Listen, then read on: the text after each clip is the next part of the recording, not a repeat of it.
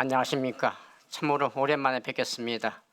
그리고 오늘 그 서거 8주년 기념식 세미나를 맞으면서 참 세월은 빠르구나 이런 생각을 하게 됩니다. 오늘 세미나를 준비해 준 더 새로운 생각 멤버들과 함께하게 돼서 더 큰 기쁨이라고 생각합니다. 오늘 제가 말씀드릴 주제는 국가 위기와 공동체 자유주의. 우리 위공 박선 선생님의 말씀을 정리해서 말씀드리는 그런 기회가 되겠습니다. 제가 말씀드리는 공동체에 관련된 모든 것은 위공 선생님 사상을 위공 선생님 저서를 인용해서 말씀드림을 알려드립니다. 우선 첫 번째, 공동체의 자유주의의 의미가 무엇이냐. 이것은 여러분이 모두 다 아시다시피 공동체를 소중히 하는 자유주의다. 여기서 자유주의는 인간 개인의 존엄, 자유, 창의 가치를 중요하게 보는 사상으로 공동체 자유주의에서의 자유는 제가 보기에는 절제의 자유, 책임을 지는 자유라고 생각을 합니다. 그럼 공동체의 주의는 집단이 아닌 개인의 가치를 기본으로 하여 공동체 가치와 연대를 중시하는 사상으로 제가 보기에는 우리가 사회주의나 공산주의에 보는 집단주의와는 개인의 가치를 존중하고 중요하게 보는 관점에서는 완전히 다른 것이다 이렇게 보시게 되어 있고요. 그 내용으로는 배려, 포용, 협동 이런 걸 강조하면서 역사, 문화, 자연 환경을 포괄하고 있다 이렇게 보겠습니다. 많은 자세히 글이 있습니다만 공동체 자유주의적 관점에서 정치, 경제, 사회, 문화관을 위공 선생님이 말씀하신 저서들을 중심으로 정리해보면 정치관은 민본적 민주주의를 강조하셨고 경제관은 자유시장 경제, 사회관은 법치주의와 애치주의, 그다음에 문화관은 문화 상생을 강조를 하셨습니다. 여기에는 문화를 뭐냐, 정체성과 가치와 의미를 공유하는 것을 문화라고 그렇게 정의도 하셨습니다. 두 번째, 국가 위기의 상황을 살펴보겠습니다. 현재 우리가 목도하고 있습니다만은 그 원인은 과연 무엇일까?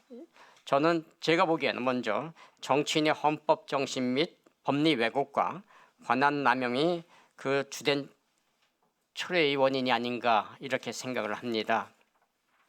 우리가 이미 많이 알고 경험하고 있습니다만은 다수의석 야당이 국회 운영 독주가 행정과 사법을 지배하지 않나, 그래서 그 상권 분립에 위배하거나 위협을 가하는 것이 아닌가 이런 걱정들이 많이 있었습니다. 실제로 국회 운영 과정을 보면은 입법권 남용의 방탄 국회라든가 탄핵 남발, 특권 겁박, 필수 예산 삭감 등을 들 수 있습니다. 가장 중요한 것은 이제 오늘의 그 국난을 야기한 상황을 보면은 오늘의 상황을 야기한 대통령의 비상겸 발동, 그리고 국회 탄핵 과정에서 보는 행태, 수사권 문제, 체포영장 발부 및 집행을 살펴보면은 우선 비상겸 발동 요건과 관련해서는 일사불의 원칙 위배인 국회 탄핵 소추 논란이 있었습니다. 그래서 이런 것을 보면서 비상겸은 처음에는 아주 나쁘다 하는 생각을 했었습니다만 그런 선언적 인식을 배제한 후에 인과관계를 살펴보는 것도 중요하지 않나 이런 생각을 하게 됩니다. 우리가 국정 운영은 대체적으로 보면 세 가지 요소가 있습니다. 하나는 그 중에 핵심이 사람입니다.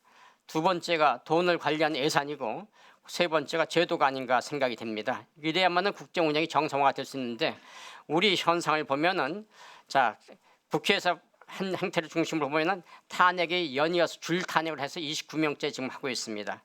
예산은 국정 운영에 아주 필요한 그 자원인데 필수 경비는 거의 다 삭감됐고요. 반면에 자기들이 추구자 하는 것은 예산을 증액하는 이런 이상한 행태를 보이고 있고 제도는 규제 위주의 광의법으로 나라 운영을 어렵게 하고 있습니다.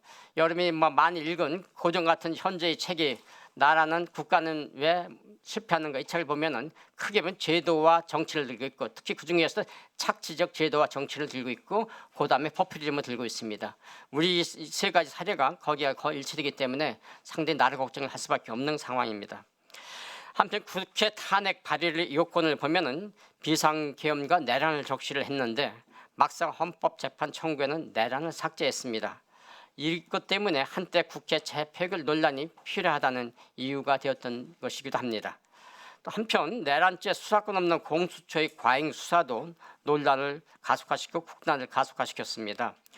중앙지법이 아닌 서부지방법원에서는 체포 및 구속영장 발부 이 관할법원의 문제, 집행 과정에서 편법 위법성 이 문제, 관접 출입 승인, 대통령 관저게 됐죠. 공문 조작 논란 등 수사 과정에서 계속돼서 법과 원칙이 예의가 되는 이런 형태를 보였습니다. 예의가 원칙이 되면은 법은 신뢰를 잃게 됩니다. 또 하나의 우리 비상계 발동 요건 하나였던 부정선거 조사 및 검증에 응하지 않는 중앙선거관리위원회의 투명성 결여도 문제라고 생각합니다. 의혹은 수가지 많이 나와 있습니다만 이 문제를 한번 규명하지 않고 다 넘어가는 이런 행태도 우리가 한번 눈여겨봐야 된다 생각이 들고요. 비상경 발동에서 나타난 가장 이상한 사례를 보면은 주요 기관들이 기회주의 행태가 아닌가 생각합니다. 이들이 기회주의 행태가 오늘의 상황을 더 악화시켰다고 생각합니다. 이를테면 언론과 소셜미디어는 분석적이고 합리적인 사실 보도반이 여론몰이식 보도를 했고요. 사례는 무지하게 많습니다만 생략하겠습니다. 시류와 편수나 수사기관들이 경쟁주의, 기회주의 행태, 그다음에 편의적 법 해석, 수사 행태 등도 문제였습니다. 그 중에서 더욱더 더 우려되는 건 사법부의 정치화 우려는 정말 더 큰 문제였습니다. 제가 느끼기에는 현직 대통령 구속하고 1심, 2심 징역받은 야당 대표 둘은 각각 불구속했는데 이것에 대해서 우리 국민은 지금 어떻게 생각하고 하겠습니까? 법원이 재판, 지연 및 월권도 사법부의 정치화 현상에서 자유롭지 못합니다. 그다음에 이 중에서 가장 중요한 불공정 헌법재판소 심리 일정도 사실 저는 문제라고 생각합니다. 서울중앙지검장 등 10건에 이른 탄핵 재판은 현재 지체되고 있는데 윤 대통령 탄핵안은 신속 처리 표명을 했고 실제로 현재는 주 2의 심리가 진행되고 있습니다. 무엇인지 국민에게 다시 한번 생각해보는 이런 문제들을 자꾸 제기하고 있다. 우리가 믿는 사법부는 신뢰의 기관인데 신뢰 자체를 좀 흔들고 있다 이런 생각이 들고 있습니다. 형벌 제도가 적정하지 않으면 백성들은 살 곳을 잃는다. 이런 옛말 윤씨 가훈이 있는데 이런 가훈을 지금 현재에서 생각해보던 시점이 아닌가 생각이 듭니다. 법질서 붕괴는 도덕사회 윤리 붕괴로 이어지면서 우리 사회 지금 현재 기회주의 만연과 각자 도생의 사회 갈등과 분열 요인 동인으로 작용한 것도 사실입니다. 두 번째 국난이 두 번째 상황을 영향을 미친 것을 보면 외교 및 안보 역량이 상당히 악화되고 있고 특히 트럼프 2기 정부 출범에 따라서 우리 외교 대응이 상당히 어려움을 겪고 있다 생각이 듭니다. 두 번째 대북 안보 위험은 두말할 없이 상당히 증가되고 있습니다. 세 번째 국난 상황에서 영향을 미친 것은 국가 경쟁력 약화 우리 현상에서 경제난을 가중시키는 요인으로 작용하고 있습니다. 우리 경제는 정말 경쟁력이 열의에 빠져 있고 문제에서도 상당히 악화된 상황에서 경제가 우리 사회를 지탱시킨 큰 힘이었는데 이게 지금 힘이 빠지고 있습니다. 이것은 우리가 앞으로도 큰 문제로 작용하지 않을까 생각이 듭니다. 이런 성향에서 기존의 우기 요인도 가세하고 있습니다. 여러분 잘 아시다시피 네 번째 각종 이익단체 집단 이기주의와 각자 도생 만연하는 사회 문제, 인구 소멸 우려는 옛날부터 걱정하고 있습니다는 급격한 사회 구조가 따른 이런 문제 등도 우리 현재의 그 악화된 상황과 합세해서 오히려 더욱더 어렵게 만든 상황이 되고 있다 저는 생각합니다. 현재 오늘의 국난 상황은 사회적 자본을 추락 붕괴시키는 요인으로 작용하고 있다. 사회적 자본은 우리 사회가 건실하게 건강하게 사는데 가장 중요한 동인임에도 불구하고 이것이 현재 흐트러지고 있다는 생각이 있습니다. 현재 대통령 탄핵에 따른 찬성과 반대로 나뉜 현재 대립 갈등 상황은 사회적 자본의 바탕인 시민적 품성과 건강한 사회적 네트워크 후회성마저 깨트리는 이런 요인으로 작용하고 있다 이렇게 볼 수 있겠습니다. 세 번째 산적한 난제를 말씀드립니다. 이미 여러분이 다 알고 계신 바와 같이 풀어야 할 과제는 아주 많이 남아 있습니다. 첫째, 시대적 과제는 행정, 입법, 사법부에 대한 국민 신뢰 회복과 상권 분리 구현입니다. 현재 나타난 현상을 다시 어떻게 복원시키냐 이런 문제가 되겠습니다. 두 번째, 당면 과제로서는 여러분이 겪고 있는 이것을 바로잡으면 안 된다. 그것이 권력의 남용 방지입니다.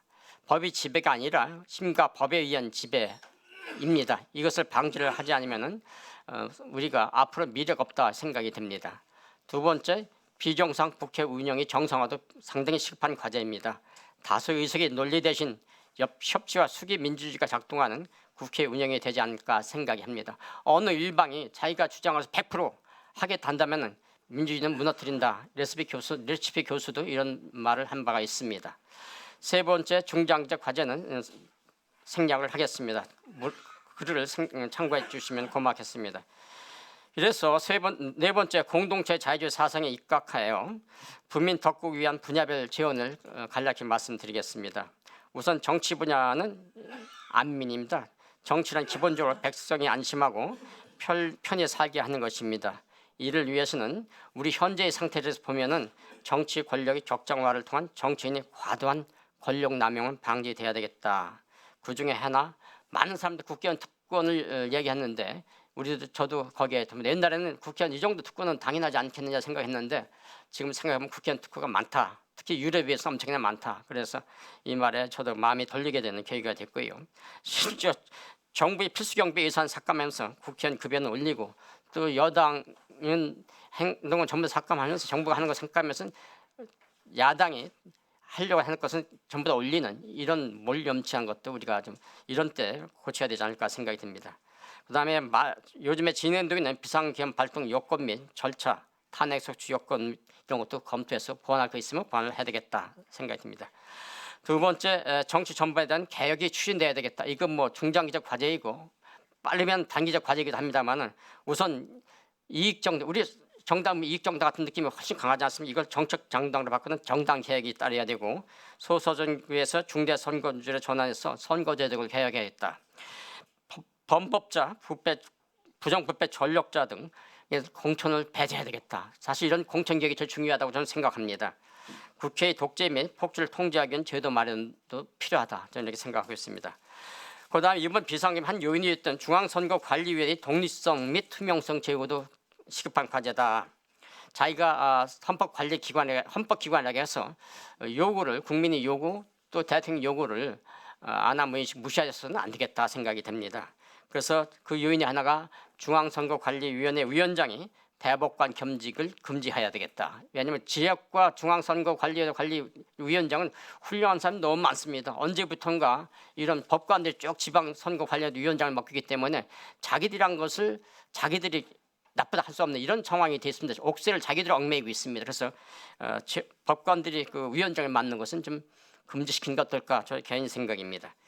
또 선거관리위원회 국민들이 그 투명성 요구하는 한번 열람권이나 이런 거 요청하면은 보여줘야 되지 않을까 생각이 들어서 요즘에 와서는 그래서 국민 접근권과 투명성 제고를 위한 제도도 하나 보완되어야 되지 않을까 이런 생각이 듭니다. 또 한 가지 선거에 대한 제기를 제가 많이 하고 있는데 이게 요즘에 이것이 마성이 많이 되고 있기 때문입니다. 선거 투개표 과정의 투명성 제고도 상당히 필요하다. 사전 투표 제도는 우리가 하루 하다가 사실 며칠 이틀 늘리고 그랬는데 오히려 이것은 폐지를 하거나 그렇지 않으면 하루 정도 줘가지고 군인, 해외 근무자, 입원 환자 등 불가피한 사유가 있는 사람만에게 투표용을 하고 나머지는 본투표, 일반 투표 날에 해야 되지 않을까 생각이 듭니다. 또 우리가 만든 전자개표 시설이 해외에 수출되면서 많은 지금 문제가 일어나고 있습니다.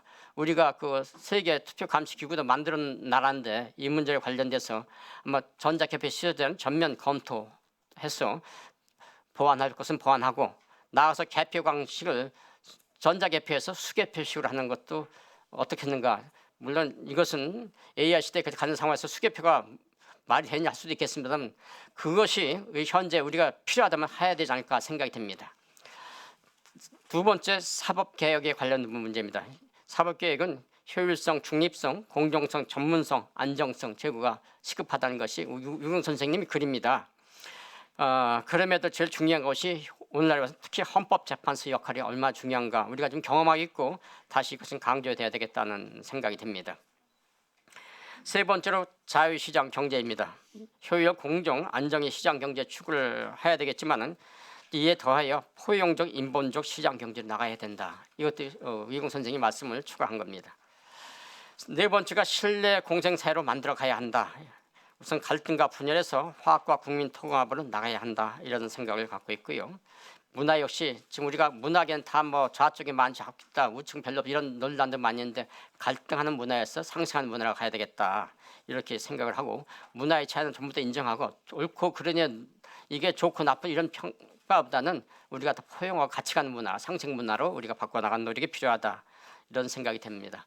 그게 다섯 번째 저희가 이제 지도사상과 리더십을 썼는데요. 오늘날 와서 이것이 참 필요하다는 생각이 들어서 제 개인적인 의견을 말씀드립니다. 21세기 오늘날의 지도상은 무엇일까 참 많이 고민했습니다만 단순히 이성적인 문제가 아니다. 지도자는 이성만 가지고는 안 된다. 좀 감성도 살아야 된다. 그래서 이성적 지도자가 아니라 감성적 지성을 갖춘 세계 흐름을 아는 그런 소통하는 지도자가 필요하지 않을까 생각이 듭니다. 국민과 진실하게 소통하고 감동과 신바람을 유발하는 지도자는 우리 없을까? 우리가 또 그렇게 만들어야 하지 않을까 생각이 듭니다. 그래서 현안 과제를 보면은 우선 국민 신뢰 회복에 현재는 최선을 다해야 되겠다. 총력을 경주해야 되겠다 생각이 됩니다.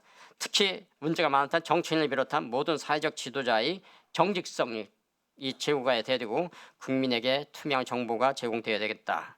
그리고 법치 회복이 시급하다. 이것은 뭐 두말 나위가 없겠지. 현 상황을 보면은. 그다음에 세 번째로 우이공 선생님이 말씀하신 지도의 능목과 덕목입니다. 우이공 선생님은 애민과 수기를 1차로 강조를 하셨습니다. 첫 번째로 제가 추가한 것입니다만은 집안을 바르게 다스리는 것도 보니까 상당히 중요하다 하는 생각을 했고요.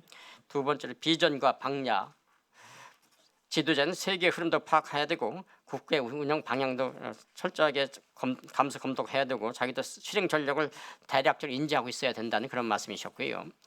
구의원과 선청, 저는 이게 가장 중요하다고 생각합니다. 인사가 만사라겠는데 인사가 망사라는 말도 많이 있습니다. 이제는 인재를 자기 뭐했으면 구하지 말고 인재를 정말 방방곡곡에서 널리 구하고 인재를 구했으면 그 의견을 경청하고 활용하고 그리고 국민 소리에도 귀를 기울이는 이런 지도자가 필요하지 않나 생각이 듭니다. 네 번째, 자기가 떠날 때 문제와 떠나는 방향을 제시했습니다. 네 번째로 크게 보면 우이공 선생이 추구하는 민주주의는 선비민주주의입니다. 책을 읽어보면 이는 동양의 민본주의와 서양의 민주주의를 결합하고 상호봉합해서 융합하는 이런 민주주의고요. 여기에 지도자의 인격 수용과 제도개혁이 병행되면 성공한다 이렇게 말씀하셨습니다. 마지막으로 맺는 말씀드립니다. 현재 국난 상황은 우리가 선진화와 성숙한 자유민주공화국으로 가기 위해서 겪는 고통입니다. 이 역경을 우리 보고 이겨내라고 하늘이 주신 기회가 아닌가 생각하기도 합니다.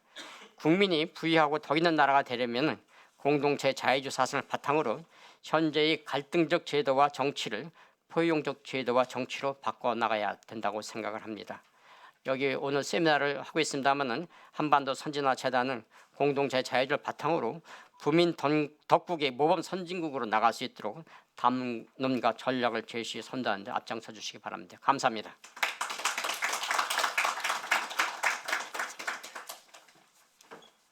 예, 이후 세미나 진행은 오늘 좌장을 맡아주실 조영기 사무총장님께 마이크를 넘기도록 하겠습니다. 네, 감사합니다. 이용환 이사님 그 공동체 자유주의와 국가 위기와 공동체 자유주의라는 기조 발제를 해주셨는데요. 저희들이 지금 이런 어려운 국난에도 새로운 생각을 가지는 것이 매우 중요하다라는 그로 요약을 해서 말씀을 드릴 수 있을 것 같습니다. 저는 오늘 2부 사회를 맡은 사무총장 조영기입니다. 저희가 이걸 정재욱 위원장하고 같이 기획을 할 때 가능하면 젊은 세대의 목소리를 조금 더 많이 들어보자라는 측면에서 이 세미나를 기획을 했고요. 그리고 또 한 가지 저희들이 추모 세미나를 하면 너무 과거에만 집착하는 거 아닌가라는 이런 생각을 하실 수도 있을 것 같습니다만 저는 그렇게 보지 않습니다. 1984년 동물농장을 쓴 조지 오웰이라는 소설가가 이런 이야기를 했습니다. 과거를 지배하는 자는 미래를 지배하고 미래를 지배하면 현재를 지배한다라는 아주 중요한 검언을 남겼어요. 우리가 지금 이 공동체 위공 박세일 선생의 추모 세미나를 하는 이유는 여기서부터 시작해서 우리가 지금 어려운 이런 상황에서 어떤 중요한 포인트를 찾아낼 것인가라는 것이 오늘 굉장히 중요한 포인트로 봤다라는 말씀을 드리고 저 2부 세미나를 시작하도록 하겠습니다. 2부 세미나는 두 개로 나누어져 있습니다. 하나는 대외적인 관계이고요. 또 하나는 대내적인 관계입니다. 대외적인 관계는 경제 문제, 또 하나는 안보 문제와 관련된 내용인데 우리 더 새로운 생각의 새로운 멤버들이 어떤 생각을 가지고 있는지에 대한 생각을 저희들이 좀 짚어봤으면 좋겠습니다. 먼저 발제해 주실 분은 서강대학교 경영학과에 계시는 김민균 교수님이십니다. 지금 한반도 선진화 재단 더 새로운 생각의 위원으로 적극적으로 활동을 해 주시고 있습니다. 김민균 교수님 발제 부탁합니다.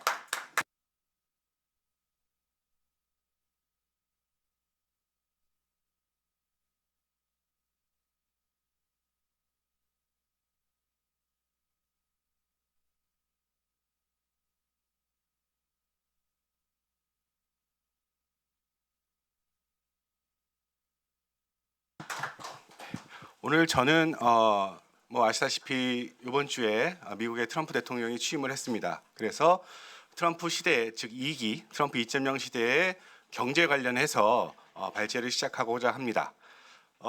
트럼프 대통령이 미국 대통령이 처음 취임식을 하면서 가장 특히 경제적으로 봤을 경우에 가장 화두에 둔 단어가 바로 관세입니다. 그러니까 이 관세라는 어떤 그런 측면에서 봤을 경우에 우리나라 경제가 어떤 식으로 대응을 할 수 있을지 또 여러 가지 또 대응 방안이라든가 아니면 어떤 지금의 현재 상황이라든가 그런 면에서 오늘 얘기를 해보도록 하겠습니다. 일단은 처음에 트럼프가 취임식을 하면서 가장 먼저 얘기한 것 중에 하나가 미국의 모든 관세 정책을 재검토하고 그리고 무역 관련해서 그러니까 뭐 우리나라 FTA도 포함이 될지 안 될지는 지금 확실하게 나오진 않고 있겠지만 무역 협정에 관련해서 재검토를 지시를 했고요. 그리고 중국에 대한 어떤 그런 10% 중국 제품에 대한 10% 이상의 관세에 다음 달 그러니까 2월 1일부터 실시할 수 있다고 얘기를 하고 있습니다. 그런데 여기서 관세라는 어떤 그런 측면에서 봤을 경우에 우리나라 경제에 어떤 영향을 주냐라고 했을 경우에 우리나라 대부분의 제조, 그러니까 반도체, 자동차, 철강, 그러니까 우리나라 어떤 그런 수출을 책임지고 있는 산업에 있어서 보통 대부분의 경우에는 중국에서 제조가 된 다음에 그 다음에 미국으로 수출이 돼서 우리의 어떤 그런 경제적인 가치, 수출 활동들을 공급망에서 관리를 하고 있습니다. 그런데 미국의 입장에서 봤을 경우에는 중국에서 제품이 생산돼서 들어오는 수입품에 관련해서는 특히 이제 반도체라든가 전기, 자동차 같은 경우에 보통 수입품의 60% 이상 그리고 보통 중국 수입품에 대해서 10% 이상의 관세를 더 추가적으로 매기게 되고요. 그리고 또 중요한 측면 중에 하나는 미국에서 어떤 나프타 협정으로 인해서 멕시코하고 캐나다에서 생산하는 제품에 대해서는 관세가 없었는데 뭐 여러 뉴스에서 여러분 보시다시피 25%의 관세를 부과한다고 얘기를 하고 있습니다. 그래서 캐나다 총리도 급하게 트럼프 취임 전에 벌써 플로리다에 있는 거주지에 가서 회담을 하고 또 멕시코 대통령도 관세에 대해서 얘기를 하게 되고 굉장히 어떻게 보게 되면은 이 관세 정책에 의해서 전 세계의 어떤 그런 경제 질서가 다시 한번 개편되고 있는 시장입니다. 그러면 만약에 이 트럼프가 얘기하고 있는 보편관세가 현실화된다고 하면 우리나라 현재 연간 수출액, 그러니까 즉 최대한으로 우리가 잡게 되면 한 65조 원 감소할 것으로 전망을 하고 있습니다. 정말 엄청난 액수의 어떤 그런 우리나라에 생각했을 경우에 수출에 의존하고 있는 경제적인 타격이 굉장할 거라고 예상이 되고요. 하지만 지금 조심스럽게 얘기하고 있는 것 중에 하나가 그러면 실질적인 공약보다 정말 세게 할 것이냐 아니면 조금 더 완화된 형태로 할 것이냐에 대해서는 아직까지는 뭐 조심스럽게 예상을 하고 있지만 언제나 저희가 경제에 대해서 얘기를 했을 때는 최악의 상황을 언제나 염두에 두고 얘기를 하고 있습니다. 그러니까 최악의 상황의 관세가 정말 실행이 됐을 경우에 우리가 어떻게 대응을 해야 되느냐 이제 그런 부분에 대해서 얘기를 많이 하고 있습니다. 그러면 왜 트럼프는 자꾸 관세에 대해서 얘기를 하고 있느냐? 보통 관세로 증가를 하게 되면 미국 기업도 부담이 되고요. 그 다음에 미국의 어떤 내의 소비자 물가, 즉 인플레이션도 굉장히 자극한다는 비판은 당연히 존재합니다. 그런데 한편으로는요, 관세에 대한 어떤 그런 세수 증가, 그리고 미국 본토 내의 투자 유치를 통해서 공장이라든가 아니면 일자리 창출이라든가 그런 경제적인 효과를 충분히 누릴 수 있다고 얘기를 하고 있습니다. 그런데 아까 제가 처음에 말씀드렸던 것처럼 우리나라 같은 경우에는 미국에 진출했을 때 멕시코, 특히 삼성전자라든가 LG라든가 기아자동차, 포스코 같은 경우에는 멕시코에 공장을 설립해서요. 그 멕시코에 공장에 설립된 제품을 가지고 미국에 수출해서 관세 혜택을 누리면서 여러 가지 수출액에 대한 어떤 그런 증가 또 혜택을 누리면서 수출액의 미국 대미 수출에 관한 어떤 그런 장점을 계속 누리고 있었습니다. 그런데 문제는요. 멕시코에 대해서 만약에 트럼프가 25%의 관세를 누린다고 하면 거기에 대한 우리의 기업의 혜택은 완전히 없어지게 되는 겁니다. 그럼 어떤 상황이 벌어지느냐? 우리나라 제품 자체가 어떻게 보게 되면은 미국 내에서 가격 경쟁력 측면에서 봤을 때 다른 미국 기업이라든가 아니면 미국 내에 생산되는 어떤 그런 제품에 비교해서 밀리게 되는 거죠.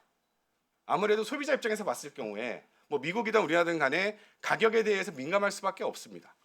이제 그런 이슈들이 바로바로 영향을 나타낼 거라고 생각을 하게 되는 것이죠.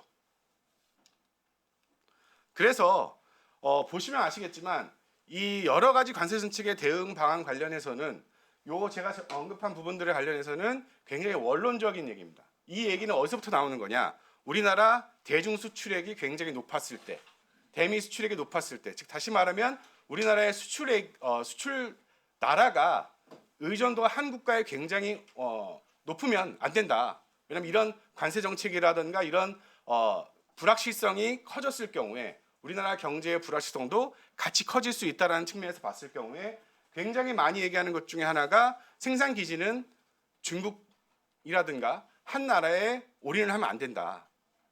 여러 뭐 베트남이 됐던 중국이 됐던 뭐 멕시코가 됐던 캐나다가 됐던 다른 여러 나라에 분산을 시켜서 생산을 해야 된다. 그래서 뭐 아시다시피 미국이 대미 무역 전쟁을 하면서 우리나라 많은 업체들이 이제 베트남의 생산 기지를 굉장히 많이 만들어 놓았습니다. 그런 면에서 어떤 한 가지 대응 방안이 될 수 있고요. 그 다음에 두 번째로 신흥국 시장 진출 확대입니다. 그러니까 물론 우리가 보통 미국이라든가 중국에 굉장히 수출액이 의존되어 있는 것은 엄연한 사실인데요. 다른 뭐 유럽이라든가 아프리카라든가 뭐 동남아시아라든가 신흥국 시장에 대한 진출 확대도 여러 가지로 지속적으로 모색을 하고 있습니다. 그런데 이 부분들에 대해서 특히 기술 면에도 마찬가지로 얘기를 하고 있지만 이런 부분들은 우리가 흔히 생각했을 때 굉장히 장기적인 측면에서 봤을 경우에 차근차근 해나가지 않으면 힘든 부분 중에 하나입니다. 그냥 공장 설립이라든가 생산기지의 다변화라든가 시장 진출 확대라든가 그런 부분에 대해서는 기업이든 정부의 어떤 그런 지원이든 그냥 한순간에 뚝딱하고 이루어지는 것은 아니라 얼마든지 굉장히 많은 공을 들여야 어느 정도 경제적인 성과가 나오는 이제 그런 부분 중에 하나가 될 수밖에 없습니다. 그러니까 뭐 예를 들면 우리나라 이제 한류 같은 경우 여러분 잘 아시겠지만 K-팝이라든가 뭐 K 드라마라든가 얘기를 굉장히 많이 합니다. 그런데 한류나 K-팝도 역사가 금방 바로 연결이 됐느냐? 그건 당연히 아니죠. 처음에 뭐 보아라든가 우리나라 싸이라든가 BTS의 지금 현재 상황에서의 여러 가지 어떤 그런 위치를 확인했을 때 처음부터 여러 차근차근 스텝을 밟아와서 그동안의 어떤 그런 K-팝이라든가 K-컬처의 어떤 그런 흐름들이 현재의 성장에, 현재의 경제적인 임팩트에 영향을 주었다는 얘기입니다. 그런 면에서 여러 가지로 어떤 그런 외교 지원이라든가 정책 강화, 이 국제기구 통한 즉 국제 WTO라든가 여러 가지 이제 다자간 협력 강화도 지속적으로 우리나라 기업과 정부가 해오던 정책 중에 하나입니다. 그런데 이런 장기적인 외에 우리가 정말로 당장 코앞에서 지금 트럼프가 관세를 높이게 되면 어떤 방안을 가지고 얘기를 할 수 있느냐. 첫 번째 같은 경우에는 대미 수출 26.8% 자랑하고 있는 우리나라 자동차 산업입니다. 그러니까 우리나라 자동차 산업 같은 경우에는 미국에 굉장히 수출자가 높고 또 어떻게 보게 되면 수출에 대한 효자 기업 중에 하나죠. 그래서 보통 아까 말씀드렸다시피 한국자동차산업 같은 경우에는 미국의 현지 어떤 그런 정책으로 인해서 어떤 가격 경쟁은 충분히 유지하고 있습니다. 근데 그럼에도 불구하고 우리나라 현대자동차 같은 경우에는 모든 자동차 공급망 관리, 즉 다시 말하면 자동차 부품, 자동차 원자재, 자동차 조립, 자동차 세일즈까지 완벽하게 자동차 산업으로 이루어지는 공급망 관리 강화에 대해서 여러 가지 지금 투자나 미국 내 투자를 고민을 하고 있습니다. 그러니까 첫 번째 이슈 같은 경우에는 현대자동차에 가장 많은 의존을 하고 있는 현대모비스 같은 경우 부품 공장을 어떤 추가 가동을 한다든지, 특히 이제 두 번째 이슈 같은 경우에 제철입니다. 그러니까 현대제철 같은 경우에는 지금 미국 남부에 제철소 건립을 검토하고 있습니다. 그 장점이 뭐냐? 아까 자동차 산업에서의 어떤 그런 공급망 관리를 통해서 관세에 대한 어떤 그런 위험성을 불확실성을 최대한 줄일 수가 있고요. 우리나라 철강 산업 같은 경우에는 쿼터가 있습니다. 즉 미국에 수출할 수 있는 관세를 면제받을 수 있는 쿼터량이 있어요. 정해져 있습니다. 한마디로 얘기해서요. 그런데 미국에서 만약에 남부 제철소를 통해서 현대제철이 철강 부품을 생산한다고 하면 관세에 대한 어떤 그런 쿼터에 대해서 제약을 받지 않습니다. 그런 어떤 여러 가지 장점들이 있고요. 그리고 또 한 가지가 자율주행차라든가 아니면 커넥트카라든가, 즉 다시 말하면 현재 우리가 보고 있는 미래에 대한 어떤 그런 모빌리티 관련해서 기술 경쟁력을 키울 수 있는 조금이라도 시간을 벌어주는 효과는 충분히 누릴 수가 있는 것이죠. 그래서 그런 부분들을 좀 생각을 했을 경우에 지금 현재 여러 가지 얘기가 나오는 부분 중에 하나가 제일제당이라든가 그리고 LS선이라든가 기본적으로 미국 본토의 투자 계획을 굉장히 긍정적으로 검토를 하고 있습니다. 아무래도 불확실성에 여러 가지 얘기를 하고 있는데, 그런데 우리나라 기업 입장에서 봤을 경우에는 이제 첫 번째 이슈는요. 아시다시피 미국의 인건비는 굉장히 비쌉니다.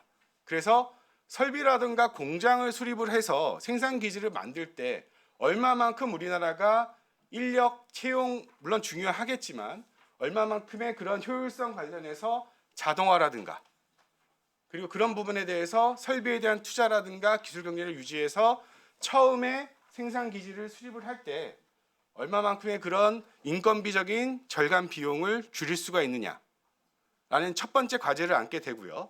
두 번째로는 우리나라도 마찬가지겠지만 미국도 주정부의 여러 가지 다양한 세제 혜택이 있습니다. 즉 우리나라 기업에서 투자를 한다고 하면요. 여러 사우스 다코타라든가 미국의 여러 주에서 루이지애나라든가 굉장히 주정부에서 많은 세제 혜택을 기업에 부여를 합니다. 그러려면 최소한 기업 입장에서 봤을 때 공장을 수립한다고 하면 얼마만큼의 세제 혜택을 극대화로 끌어들일 수 있냐. 이제 그런 부분들도 어떻게 보면 협상 과정에서 충분히 가져갈 수가 있겠죠. 그리고 두 번째 이슈는 이제 보조금입니다. 그래서 바이든 정부 같은 경우에는 대표적인 반도체 지원법, 칩스법, IRA. 그래서 SK 하이닉스 같은 경우도 그렇고 삼성전자도 그렇고 현대자동차도 그렇고 현대자동차 같은 경우에 이제 그 전기차 보조금입니다. 어떤 그런 최종 확정하면서 트럼프 정부가 들어오기 전에 얼마만큼 우리가 보조금을 받을 수가 있느냐라는 고민을 많이 하다가 최종 확정을 받았습니다. 그런데 이제 한 가지 우려할 점 중에 하나가 바이든 정부에서 보조금을 지원한다고 했는데 과연 트럼프 정부에서 이 보조금을 지급을 하냐, 약간의 아직 그런 불확실성은 솔직히 존재하고 있습니다. 그래서 이런 보조금 정책에서는 지금 트럼프가 철저하게 반도체 지원금 축소 또는 폐지를 검토하고 있고요. 그 다음에 이제 전기자동차 구매에 대한 보조금도 지급 폐지하라고 얘기를 하고 있습니다. 그래서 처음에 현대자동차 같은 경우에는 이 전기자동차 구매 보조금을 보조받았다가 새 차종에 대해서 보조금을 지급받지 못하는 경우가 생겼습니다. 근데 그건 뭐냐? 그 전기자동차에 있는 2차 배터리, 2차 전지에 중국 부품을 사용했다고 해서 그 새 차종자 같은 경우에는 보조금을 받지 못합니다. 이제 그만큼 철저하게 이 전기차에 대한 어떤 그런 보조금에 대해서도 굉장히 민감하게 트럼프 정부가 검토하고 여러 가지 검토라든가 폐지를 진행을 하고 있습니다. 물론 이제 트럼프 입장에서 봤을 경우에는 여러 가지로 이 전기차 같은 경우에는 이제 GM이라든가 포드라든가 이제 그런 전통적인 자동차 산업의 어떤 그런 근로자 산업을 지키겠다라는 어떤 그런 취지를 가지고 있는 것이죠. 그리고 또 한 가지 우리나라 어떤 그런 또 보조금 관련해서 반도체 아까 SK 하이닉스와 삼성전자 말씀을 드렸는데요. 뭐 아시다시피 우리나라와 중국, 그 다음에 일본, 그리고 설비 같은 경우에 네덜란드 SMA 같은 경우에는 굉장히 복잡한 공급망 구조를 가지고 있습니다. 그래서 미국 같은 경우는 뭘 원하느냐? 자국이 반도체 생산을 통해서 중국을 철저하게 관제하겠다는 의지를 가지고 있습니다. 그래서 우리나라 같은 경우에도 현재 삼성전자 같은 경우에는 텍사스에 지금 공장을 수립 중이고요. 그리고 SK 하이닉스 같은 경우에는 인디애나에 지금 공장을 수립을 계획을 하고 있습니다. 거기에 관련해서 이제 보조금을 받는 건데요. 아무래도 여기도 마찬가지로 우리나라 반도체 관련해서 그리고 전기자동차 관련해서 보조금 관련해서는 기술 경쟁력 그리고 핵심 기술 매번 중국도 물론 문제겠지만 우리나라가 미국에서 어떤 그런 설비라든가 운영을 할 때도 여러 가지 기술 경쟁력과 핵심 기술 보호는 당연히 중요하게 생각이 드는 부분 중에 하나입니다. 왜냐하면 삼성전자가 중국 시안에 반도체 공장을 졌을 때도 그때도 기술 보호 이슈가 굉장히 컸습니다. 그러니까 중국에 진출을 하게 되던 중국의 공장을 수립하게 되던 미국의 공장을 수립하게 되던 반도체의 어떤 그런 핵심 기술 보호는 굉장히 우선적으로 주는 것 중에 하나고요. 그 두 번째는 아까 말씀드렸던 대로 그 주정부의 보조금은 최대한 확보하게 되고 그 다음에 반도체 공장 운영 비용의 절감, 뭐 인건비도 그렇고요. 그 다음에 이제 삼성이 텍사스에 반도체 공장을 짓는 이유 중에 하나는요. 반도체 관련 엔지니어 기술 인력이 굉장히 중요합니다. 그러니까 우리나라도 마찬가지고 미국도 마찬가지고 어떤 그런 운영 관련해서 엔지니어의 어떤 그런 중요성, 인력의 중요성은 언제나 강조가 되다 보니까 삼성 입장에서 봤을 경우에도 그런 인력의 파이프라인을 최대한 확보할 수 있다라고 얘기를 하고 있는 겁니다. 그래서 제가 시간이 조금 빨리 하느냐고 좀 해결 방안부터 먼저 말씀을 드리도록 하겠습니다. 트럼프 1기 때 가장 우리나라가 할 수 있었던 부분 중에 하나가 각각의 기업에 굉장히 민첩한 대응을 많이 했습니다. 그리고 또 한 가지가 얼마만큼의 우리가 최악의 경우 얼마만큼 불확실성을 대비해서 어떤 계획을 갖고 어떻게 대응 방안을 시나리오별로 하나씩 수립할 수 있느냐. 그 다음에 뭐 지속적인 모니터링이라든가 민간과 간의 협력 체계 구축은 너무나도 얘기를 하고 있는 건데 솔직히 지금 가장 아쉬운 부분 중에 하나가 여러분도 잘 아시다시피 기업들은 열심히 뛰고 어떤 그런 트럼프 시대에서 살아남겠다고 열심히 노력을 하고 있는데 아무래도 가장 부족한 부분 중에 하나가 정부의 통상 외교 지원입니다. 어떤 외교적인 안보적인 외교 한번 동맹 방위비 이슈도 있겠지만 경제적인 협력이라든가 통상에 관련해서 정부의 어떤 그런 카운터파트라든가 지원이 없이는 기업들도 굉장히 어려워질 수 있다는 것이죠. 그 부분이 지금 현재 우리나라 시국 관련해서 뭐 여러 가지로 지금 굉장히 부족한 부분 중에 하나라고 말씀드릴 수가 있겠고요. 그렇다면 트럼프 시대에서 그럼 다 우리는 위기만 있느냐? 그건 아닙니다. 일단은 태양광이라든가 그러니까 미국에서 대중국 견제를 하게 되면서 태양광 설비라든가 태양광 시설, 태양광 제조 같은 경우에 어떻게 보게 되면 굉장히 기회가 될 수 있고요. 또 한 가지가 조선입니다. 뭐 여러분 잘 아시다시피 이제 조선주가 굉장히 많이 올랐는데 그 이유 중에 하나가 미국에서 해군 본인들의 서남이라든가 유지 보수 사업 관련해서 전략적 동맹 국가인 우리나라의 어떤 그런 도움을 원한다. 그러면 그게 군수라든가 여러분들 잘 아시다시피 그런 이슈이기 때문에 조선이라든가 그 다음에 물론 뭐 트럼프가 태양광이라든가 친재생 에너지보다 뭐 석유 정책 관련해서 친원 정책이 있기 때문에 뭐 소형 모듈 원전이라든가 원전 산업 그러니까 우리나라 아무래도 원전 산업 같은 경우에 잘 아시다시피 수출 경쟁력이 이미 입증이 된 거기 때문에 미국과 협력할 시에는 굉장히 많이 도움이 될 수 있을 것 같고요. 마지막으로 새로운 사업에 대한 미국 진출입니다. 그래서 트럼프 취임식 같은 경우에는 우리나라 뭐 신세계 정영진 회장이라든가 아니면 쿠팡의 김호석 회장이 참석을 하게 되면서 제조뿐만 아니라 우리가 수출의 제조뿐만 아니라 물류나 유통, 즉 쿠팡이라든가 신세계라든가 이마트라든가 그런 미국에 아직 진출해서 여러 가지 우리나라 어떤 그런 수출 관련해서 확장성을 보여줄 수 있는 그런 사업들에 대해서 조금 더 정부의 지원을 받고 진출할 수 있다면 물론 위기는 당연히 있겠지만요. 또 다른 기회를 창출할 수 있다는 면을 다시 한번 강조를 드리면서 이 정도로 저는 마무리 짓도록 하겠습니다. 네, 여러분 감사합니다. 네, 김민균 교수님 감사합니다. 관세 정책, 트럼프 시대의 관세 정책과 보조금 폐지 정책과 관련된 내용을 아주 핵심적으로 요약해서 발제를 해주셨습니다. 다음에는 이제 외교 안보와 관련된 문제입니다. 미중 패권 전쟁과 한반도라는 주제로 김근우 한선재단 더 새로운 생각 위원이자 농업미래전략연구소 연구위원인 김근우 박사가 발제를 해주시겠습니다. 한 15분에서 20분 정도 부탁드릴게요. 자, 부탁합니다. 네. 안녕하세요. 한선재단 더 바른 생각의 연구위원으로 있는 김근우입니다. 제목은 일단 미중 패권 전쟁과 한반도라는 타이틀을 뽑았는데요.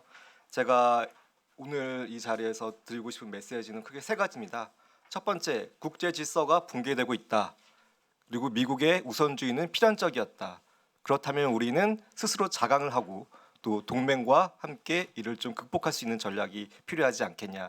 이 세 가지 위주로 키워드를 정리했고요. 발표 준비한 자료 보고 올리겠습니다.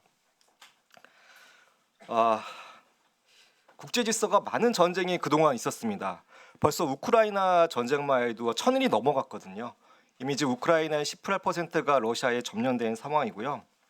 오랫동안 동유럽 국가에서는 서유럽에 경고를 했습니다. 이 푸틴의 야욕에 대해서 체첸 정부부터 크림 합병 병도까지. 근데 독일과 프랑스는 이제 평화의 시대에는 우리가 대화로 설득할 수 있어. 그래서 푸틴을 초청을 해서 이야기를 하면서 풀어갔습니다. 결국 우크라이나 전쟁이 터졌었죠. 당시 이 나토는 대항할 힘이 없었습니다. 마치 서유럽은 자기네들 사회 보장과 국가 안보를 바꾼 상황이라 나토 전체는 미국에 의존하는 상황이었거든요. 결국 이런 지정학적 이슈가 터지고 나서 이런 러시아이 때문에 많이 놀란 상황이고 트럼프는 분명 서유럽의 이러한 부분에 비용을 청구할 것입니다. 어떻게 하다 이렇게 러시아가 급작스럽게 세력을 펼쳤을까요? 사실 어떻게 러시아는 보면 그냥 그저 그런 국가라 치기엔 너무 크고 자원도 많은데 또 유럽을 좀 제패하기는 조금 더 힘이 빠진 모양입니다. 어쩌다가 이렇게 갑자기 러시아가 전쟁을 도발시켰을까요? 어떻게 보면은 미국이 그동안 굉장히 많은 그 세계 질서를 위해 공공지를 제공했습니다. 근데 오랫동안 중동 정책에 발목이 잡혀 있었죠. 특히 일관되지 못한 무조건적인 이스라엘의 지원, 그게 어떻게 보면 중동 안에서의 많은 질서를 흐트려 놓고 또 어떻게 보면은 많이 발목이 잡힌 상황이었죠. 오바마는 더 이상 우리가 제3국에서 우리 아들 딸들을 피를 흘리지 않겠다 하면서 빠져나간 상황이었고요. 또 여러 국가가 이란의 핵 합의를 가지고 이란의 어떤 팽창주의적을 막고자 노력했던 부분도 트럼프는 손쉽게 바뀌기도 했습니다. 사실 이슬람에서 많이 쏟아부은 어떤 과거 냉전 시대가 어떻게 보면 공산주의 어떤 그 세력을 막기도 하다면 어떻게 보면 중동에서는 그 이후에는 급진적인 이슬람 세력의 팽창을 막는데 너무 많은 미국이 국력을 소비했습니다. 그렇다고 해서 이슬람이 바뀌었을까요? 이슬람이 저는 이슬람 전문가는 아니지만 이슬람만이 갖고 있는 그런 특징적인 부분이 과연 국제 질서의 어떤 보편적인 규범들을 받아들이기 굉장히 어려울 거라 생각이 듭니다. 특히나 미국은 시리아 내전에서 50만 명이나 사망하는 그 내전에서도 어떻게 보면 간섭을 안 했을 만큼 사실 인도적인 그 개입 문제도 있었습니다. 이스라엘은 과연 어떻게 했을까요? 처음에 가해자 이스라엘 대 하마스 침공으로 2,000명 정도가 사망했습니다. 근데 지금은 가자 지구에서 거의 2만 명 정도가 사망했거든요. 지금 네타냐후 총리는 피해자에서 가해자가 된 상황입니다. 지금 이렇게 이스라엘의 중동 부분에도 굉장히 복잡한데 트럼프는 딱 하나 아브라함 협정을 하나 맺은 게 있습니다. 이게 뭐냐면 팔레스타인의 그 국가를 설립하지 않는 이상 이스라엘과 국교를 수립하지 않겠다는 건데 어떻게 보면은 그 UAE 통해서 이스라엘과 수교할 수 있는 건 어떻게 보면 굉장히 많은 그 업적이라 자랑하고 있고 트럼프는 분명 아브라함 2.0만큼 힘에 의한 강제적인 평화적인 협정을 이루려고 노력을 할 겁니다. 사실 많은 피를 흘리는 중동 정책에서 벗어나서 아시아 쪽으로 눈을 돌렸습니다. 때마침 중국의 어떤 많은 세력들이 세계 경제화에 물어서 커진 중국을 더 이상 좌시하지 않겠다는 생각을 갖고 있고요. 그래서 인도 태평양이라는 널린 그 일본의 어떤 그 컨셉을 가지고 이미 무대는 미중 경쟁이나 이름하에 인도 태평양 지역으로 올라와 있습니다. 사실 그쪽에 있는 많은 그 중소 국가들은 이미 미국과 중국 사이에서 침묵하고 있는 상황입니다. 어떻게 보면 해칭 전략을 하고 있는데 그동안 바이든 정부에서 맺었던 그런 에너지라든지 뭐 기후 부분에 있던 것들 협약들이 사실 아시안에 많이 몰려 있었는데 그런 것들 탈퇴하면서 아마 올해 내년에는 어떻게 보면 친중의 성격을 좀 갖지 않게 나는 그런 그 전문가들의 의견도 있습니다. 그 얘기는 뭐냐면 사실 미국에서 어떤 패권 국가들의 어떤 경찰의 어떤 공공 질서가 없게 되면 중소 국가들은 굉장히 많은 그 패권 국가들의 영향에 휘말리게 돼서 그 지역 대처가 굉장히 불안해질 염려가 있습니다. 이렇게 러시아, 이란, 뭐 중국의 어떤 팽창적인 세력이 확대되고 있고 여기에 대해 과연 미국들이 어떤 역할을 할 거를 이번 트럼프가 당선되면서 좀 정리를 좀 해봤습니다. 일단 선거 자체야 이미 취임한 지 3일 정도 됐고요. 이미 그 미국 사회 투표를 봤을 때 물론 뭐 압승했다, 뭐 선거인단 투표수라든지 그 투표를 봤을 때, 근데 결국 뭐 50에서 48% 큰 차이가 없거든요. 어떻게 보면 그 유권자들의 마음은 결국은 미국도 분열된 겁니다.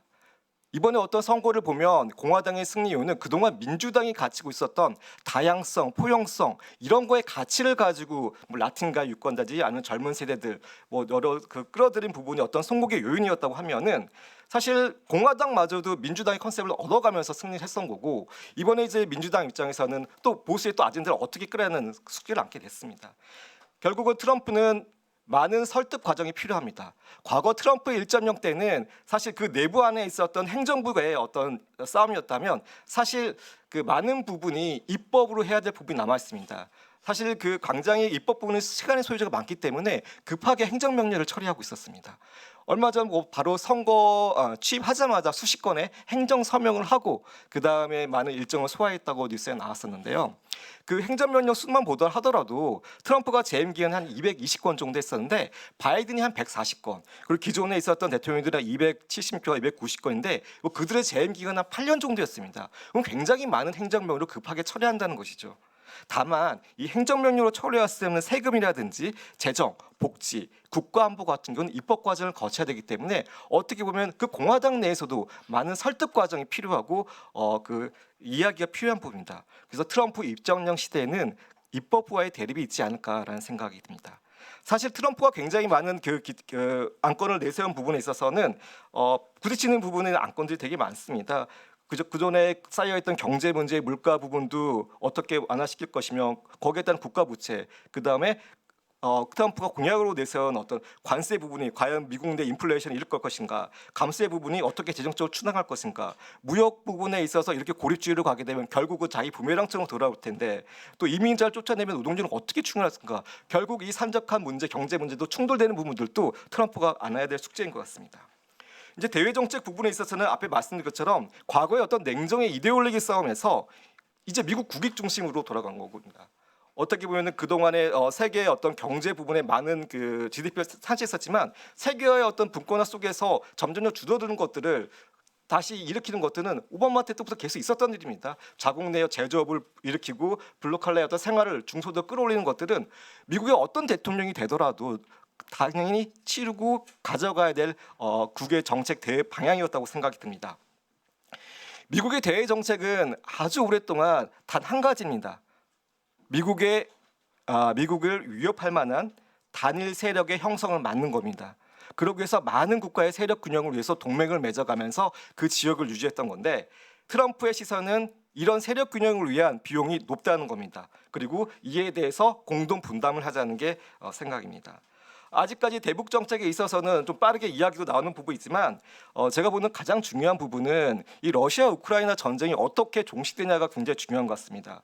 1994년 부다페스트 우크라이나 협정을 맺었을 때 사실 우크라이나도 굉장히 많은 핵무기 국가였습니다. 그 당시에 이제 미국과 영국이 그래 너희가 핵무기를 포기하면 너희 주권과 영토를 보호해줄게. 지금은 어떻습니까? 일방적으로 트럼프 식대로 합의해 버린다면 누가 국제법을 지키고 국가 간의 약속을 지키겠습니까? 이런 것들이 북한에 보낼 수 있는 중요한 시그널을 보여줍니다. 가장 우선되는 건 그 부분입니다. 그동안 우리가 그 자유민주주의 국제 무역을 통해서 많은 국가 간의 약속이 있었습니다. 그런 국제법이란 그 틀 안에 과연 트럼프가 지킬 것인가, 지키지 못할 것인가 이런 부분에 대해서 많이 우려스러운 부분이 있습니다.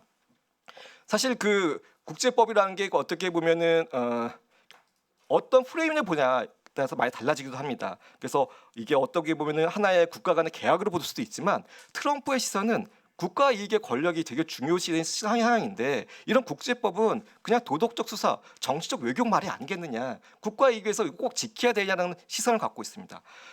여러 가지 뭐 이슈별로 있겠지만 비핵산만 보더라도 이미 그 NPT 그 비핵산 확산 금지에 가입하지 않는 국가들마저도 핵무기를 가지고 있는데 이미 또 이 얼마 전에 그 트럼프가 얘기한 것처럼 뉴클리어 파워라고 북한에 대해서 이미 핵에 대해서 언급하고 있는 것 자체가 이건 과연 이 NPTC에 가입한 국가들을 많이 무시하고 있는 건 아닌가라는 생각이 들 정도로 이런 국가 간에 맺은 계약과 이런 규범들이 많이 무시되고 있는 것 같습니다.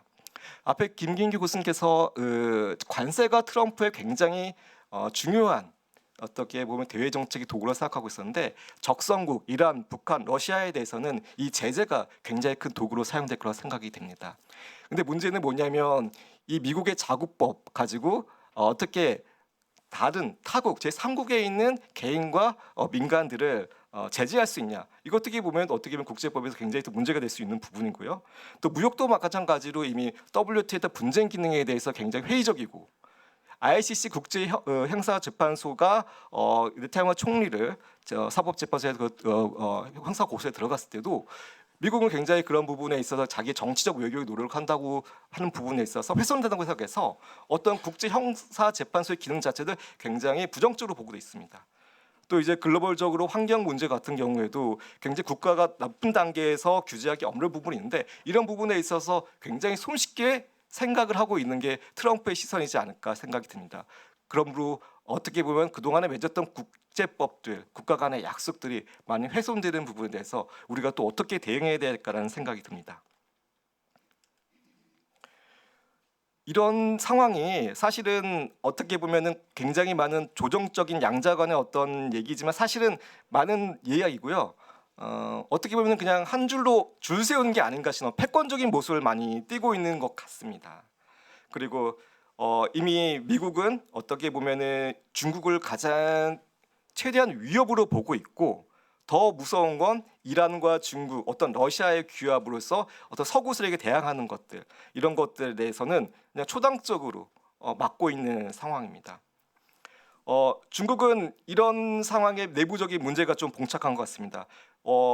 경제하시는 분들은 중국 경제 성장률이 작년 4%까지가 거의 마지노선이 아닐까 생각할 만큼 경제 성장이 많이 둔화돼 있고 마찬가지로 인구 감소, 고령화, 투자 부족 등으로 해서 사실 많이 그 경제적으로 내부적 문제가 있는데 또 뚜렷한 경제 부양 정책도 없는 것도 지금 문제인 것 같습니다. 따라서 미국과의 어떤 안정적인 그 공급망 안에서 관계를 회복하는 게 지금 중국의 스탠스인 것 같습니다. 미국 한 3년 전에 워싱턴 DC에서 이런 그 보고서들이 많이 나왔습니다. 지금 중국은 이미 내리막길이다. 미국이 승리한 것 같다.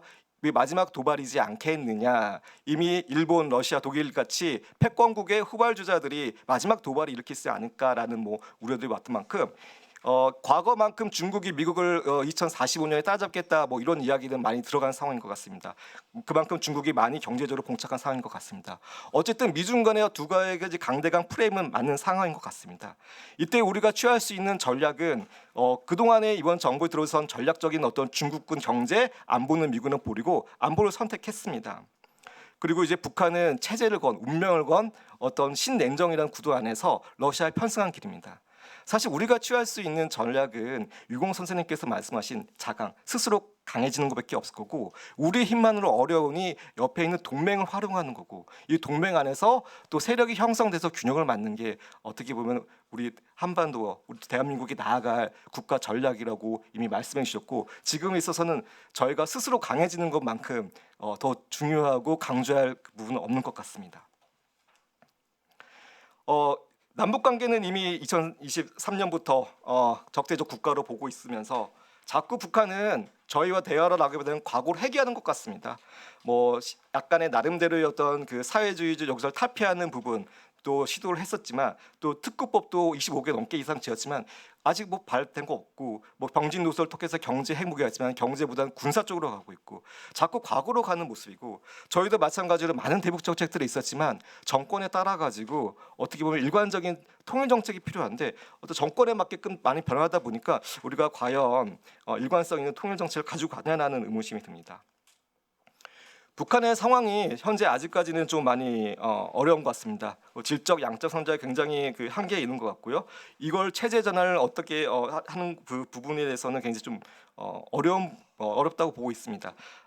그래서 굉장히 그 북한의 그 안에 있는 내부의 가장 큰 문제가 무엇이냐라고 봤을 때는 북한 청년들의 문화 통제가 가장 큰 아킬레스 건으로 보고 있습니다. 그래서 따라서 뭐 21년, 2년, 3년에 뭐 청년 문화 보장법이라든지 반동 문화사상 배관법, 평양시 문화 보장법 등 굉장히 청년들 MZ 세대의 문화에 대해서 굉장히 많이 위협감을 느끼고 있는 상황이고요.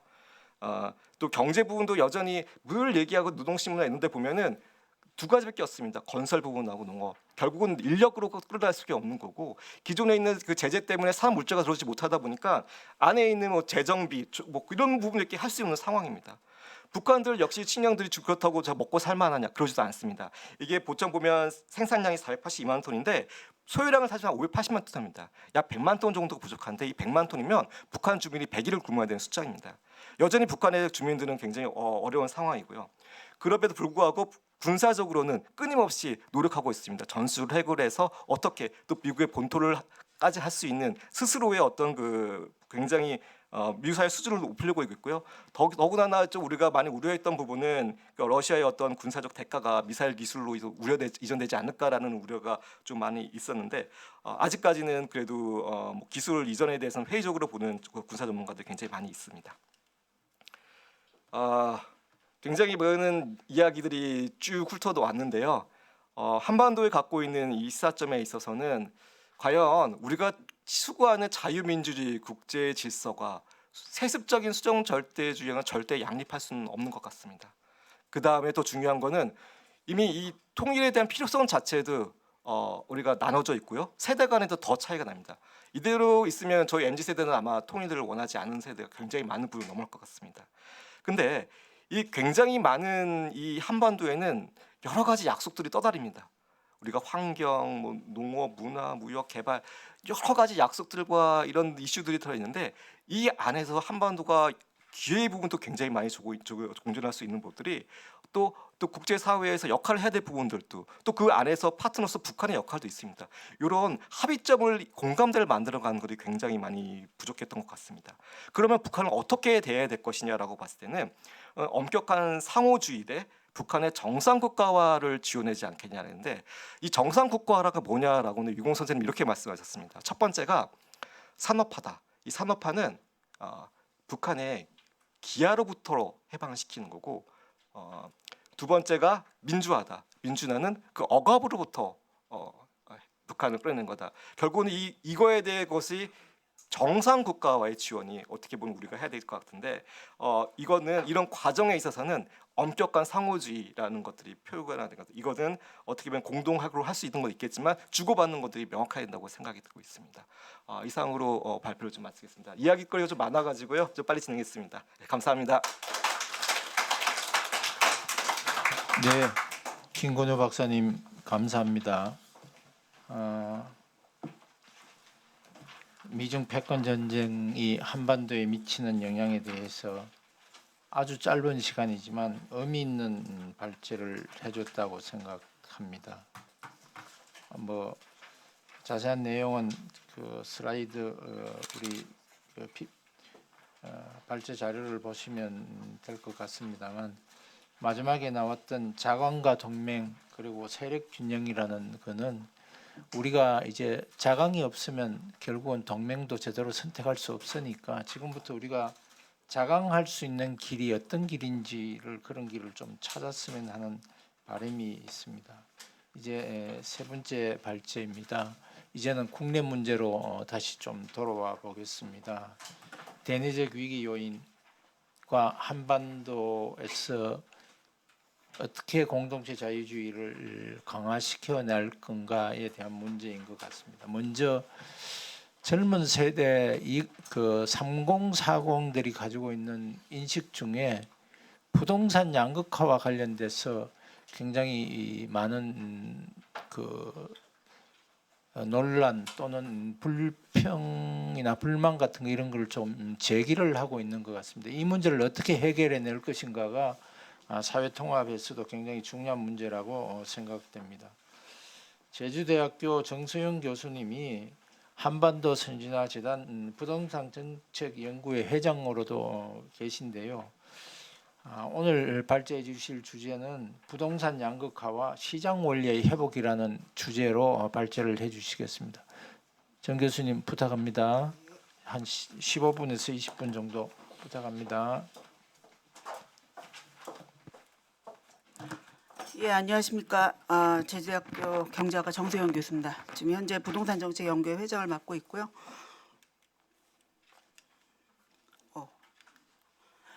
자료를 조금 더 보강을 했습니다. 예, 제가 저희 이사장님의 기사를 읽어 보니까 제가 오늘 얘기하려는 주제랑 딱 맞더라고요. 그러니까 이제 이사장님께서 그 일요 서울에 인터뷰를 하시면서 자유민주주의 시장 경제는 필요 조건, 그러니까 자유는 필요 조건이고 공동체는 충분 조건이다라고 말씀을 하셨는데 오늘 제가 발표할 내용이 여기에 딱 맞는 것 같습니다. 이걸 좀 부동산 쪽에다가 적용을 시켜보면 자유민주주의 시장 경제는 필요 조건이고 부동산 양극화 해소 정책은 충분 조건이다라고 얘기를 제 주제를 이끌어가고자 합니다. 사실 제가 얼마 전에 그 중앙일보에 그 포용주택에 대해서 한번 칼럼을 쓴 적이 있습니다. 포용주택이 뭐냐면 지금 우리나라 젊은 층들이 제일 불만스럽게 여기는 것이 자기도 대출할 능력이 되니까 그 서울에 15억짜리 집, 10억짜리 집 얼마든지 살 수 있다 사게 해달라. 나는 빚을 갚을 능력이 있다라고 함에도 불구하고 그 대출 규제는 지속되고 이러니까 그럼 현금 부자 부모를 둔 청년들만 집을 사라는 것이냐? 내가 어디서 이 첫 보조금을 구하느냐? 그러니까 뭐냐면 계약할 때 그 대출 이외에 첫 자금이 있어야 되는 것이죠. 그러니까 그런 것들을 그 불만스러워하는 상태입니다. 근데 미국 같은 경우에는 그런 것들을 이제 맨 처음에 주택을 구매할 때 한 10%에서 20% 정도는 지자체에서 지방자치단체에서 20%를 무이자로 대출을 해줍니다. 그래서 이제 그거를 나중에 한 뭐 5년 10년 보유하고 있다가 그 팔 때쯤 되면 그 시세 차익은 전부 다 그 집주인이 가지고 그 빌렸던 돈은 무이자로 대출했던 것이죠. 그거는 지자체에 돌려줍니다. 이게 아주 일반화가 돼 있습니다. 그래서 그런 것들이 이제 제도가 많이 나와 있고요. 그 외에 좀 더 특이한 건 뭐냐면 미국도 지금 보면 어떤 집값이 올라감으로 인해서 출산율이 떨어지고 미국은 50개 주가 사실 50개의 국가거든요. 다른 주로 이동해 버립니다. 또 인구가 급감하고 이러니까 미국에서는 이제 포용주택 제도라는 거를 이제 도입을 했습니다. 50개 주에서 약 31개 주가 이걸 도입하고 있는데 그건 뭐냐면 자기 지방자치단체, 자기 지역에서 가격이 주택 가격이 갑자기 급격히 상승을 하면 중산층이 부담 가능한 그런 매매할 수 있는 매입할 수 있는 주택이 없어지니까 그거에 대해서는 지자체가 위원회를 소집해서 대책을 세웁니다. 그 대책은 주로 무엇이냐? 탈규제입니다. 그러니까 기업으로 하여금, 건설사로 하여금 너 어떻게 하면 더 공급할 테냐? 그러면 그 뭡니까 용도 지역을 완화해 줄까? 혹은 용적률을 완화해서 조금 더 지을겠느냐? 뭐 이런 겁니다. 그러니까 뭐를 더 지어라 강제하거나 아니면 공공이 들어가서 공급하거나 이게 아닙니다. 민간 건설사 보고 왜 도대체 좀 중간 가격에 중위 가격에 수준의 아파트는 왜 공급을 안 하느냐 이렇게 설득하는 그 작업들을 합니다. 그리고 위원회가 법률에 의해서 이제 만들어져서 자기 지방자치단 자기 지역의 그 주택 가격들을 늘 모니터링을 합니다. 이러한 것들이 있습니다. 그래서 이게 그 지역으로서는 왜 하려고 하냐면 지방자치단체로서는 로컬 거버먼트죠. 미국에서는 자기 지역에 젊은 층들이 있어야 자기들한테 좋다는 걸 알고 있죠. 세금을 낼 테니까요. 그러니까 그 사람들을 잡기 위해서 어떻게든 그 정주 환경을 거주 환경을 이제 좋게 만들고 지역에 정착하기를 바라는 것이죠. 그래서 그러한 것들을 하고 있습니다. 사실 우리나라도 어떻게 보면 뭔가 많은 주거 정책은 다 나왔었어요. 사실 문재인 정부에서 나왔던 주거 모델만 해도 한 12개가 넘는 것 같습니다. 제가 옛날에 한번 그거를 용역을 하면서 한번 쭉 정리를 해봤었는데 다 뭐냐면 뭔가를 주는 거예요. 뭔가를 주지만 매입을 하는데 도와주는 거는 거의 없습니다. 예, 그래서 그러한 것들이 보면은 우리나라가 뭔가 베푸는 것 같지만 사실은 오히려 가난하게 만드는 청년들을 가난하게 만드는 것들이 많습니다. 그래서 제가 오늘 그 얘기하고자 하는 바는 어떤 이런 그 포용주택이나 자가보유 촉진 정책, 어떤 부동산 양극화를 해소하겠다는 것처럼 보이는 이런 정책들은 자유민주주의 시장 경제가 원활하게 작동할 수 있는 그런 탈규제 없이는 오히려 더 양극화를 심화시키는 역설적인 결과를 가져온다. 이런 것이 제가 하고 싶은 얘기입니다. 예, 부동산 양극화 해소가 중요하다는 건 뭐 제가 따로 얘기하지 않아도 모두 다 느끼고 계실 텐데 사실 그 사회주의 혁명이라고 그러죠. 러시아 혁명에서도 사실은 부동산과 자산의 과도한 집중이 그 사회주의 혁명의 배경이었습니다. 또한 그 2차 세계대전 이후에 동유럽 국가들이 사회주의를 전환할 때 그때도 역시 부동산이 핵심이었습니다. 그래서 결국은 부동산을 국유화하고 그 체제 변화로 이루어졌죠. 이어갔습니다. 여전히 우리나라에서도 그 부동산 양극화는 굉장히 심각하고 중요한 이슈입니다. 제가 볼 때는 이제 곧 만약에 별로 원치 않는 상황이지만 어떤 조기 대선 이런 쪽으로 가면 다시 부동산 얘기가 나올 겁니다. 오늘 그리고 어제 그 이재명 민주당 대표가 뭐라고 얘기했냐면 자기의 기본 사회를 포기한다 그랬습니다. 이제 기본주택, 뭐 기본소득 이런 거 이제 포기한다 그랬죠. 그러면서 뭐라 그랬냐면 다시 위대한 대한민국. 이거는 사실 국민의힘의 슬로건인데 그걸 그대로 가져가면서 4시간 전에 그 뭐라 그랬습니까? 이 회복과 성장, 그래서 탈이념 실용주의로 가겠다 그랬고 어제는 또 이거 제가 이거 하려는 게 보수의 가치란 무엇이냐 결국은 포용사회로 가는 것이다 이렇게 얘기를 하려고 그랬더니 이분이 글쎄 어제 앞으로 민주당 이제 그러니까 기본 사회를 포기하고 이제 포용사회로 가겠다 이래서 이거 굉장히 그 표절이 심합니다. 그래서 예 오늘 또 뭐 저 기자회견도 했더라고요. 지금 그 국민의힘에서 이 보수 쪽에서 필요한 건 어떤 그 슬로건을 빨리 선점하는 겁니다. 근데 슬로건 선점은 이미 했었어요. 보니까 2021년에 이미 그 우리 박지원 이사장님께서 공동체 자유주의가 정착된 문명 국가의 실현에 대해서 토론을 하시면서 조화로운 포용 사회 이걸 한번 얘기를 하셨었습니다. 그러니까 이게 사실은 빨리 그 보수의 가치로서 슬로건으로 그 자리를 잡았으면 합니다. 이게 뭐냐면 그 보수에 대해서 어떻게 생각하냐면 사람들이 젊은 층도 그렇고 뭔가 기득권들 이라고 많이 생각하고 또 민주당이나 이런 왼쪽에 있는 사람들은 정의롭다 뭐 이런 것이죠. 이런 이미지가 각인돼 있는데 이걸 빨리 털어버려야 될 겁니다. 그래서 사실 보수의 가치는 공동체 이 공동체 우리 그 한반도 선진화대 재단에서 얘기하는 그 슬로건일 수밖에 없을 것 같습니다.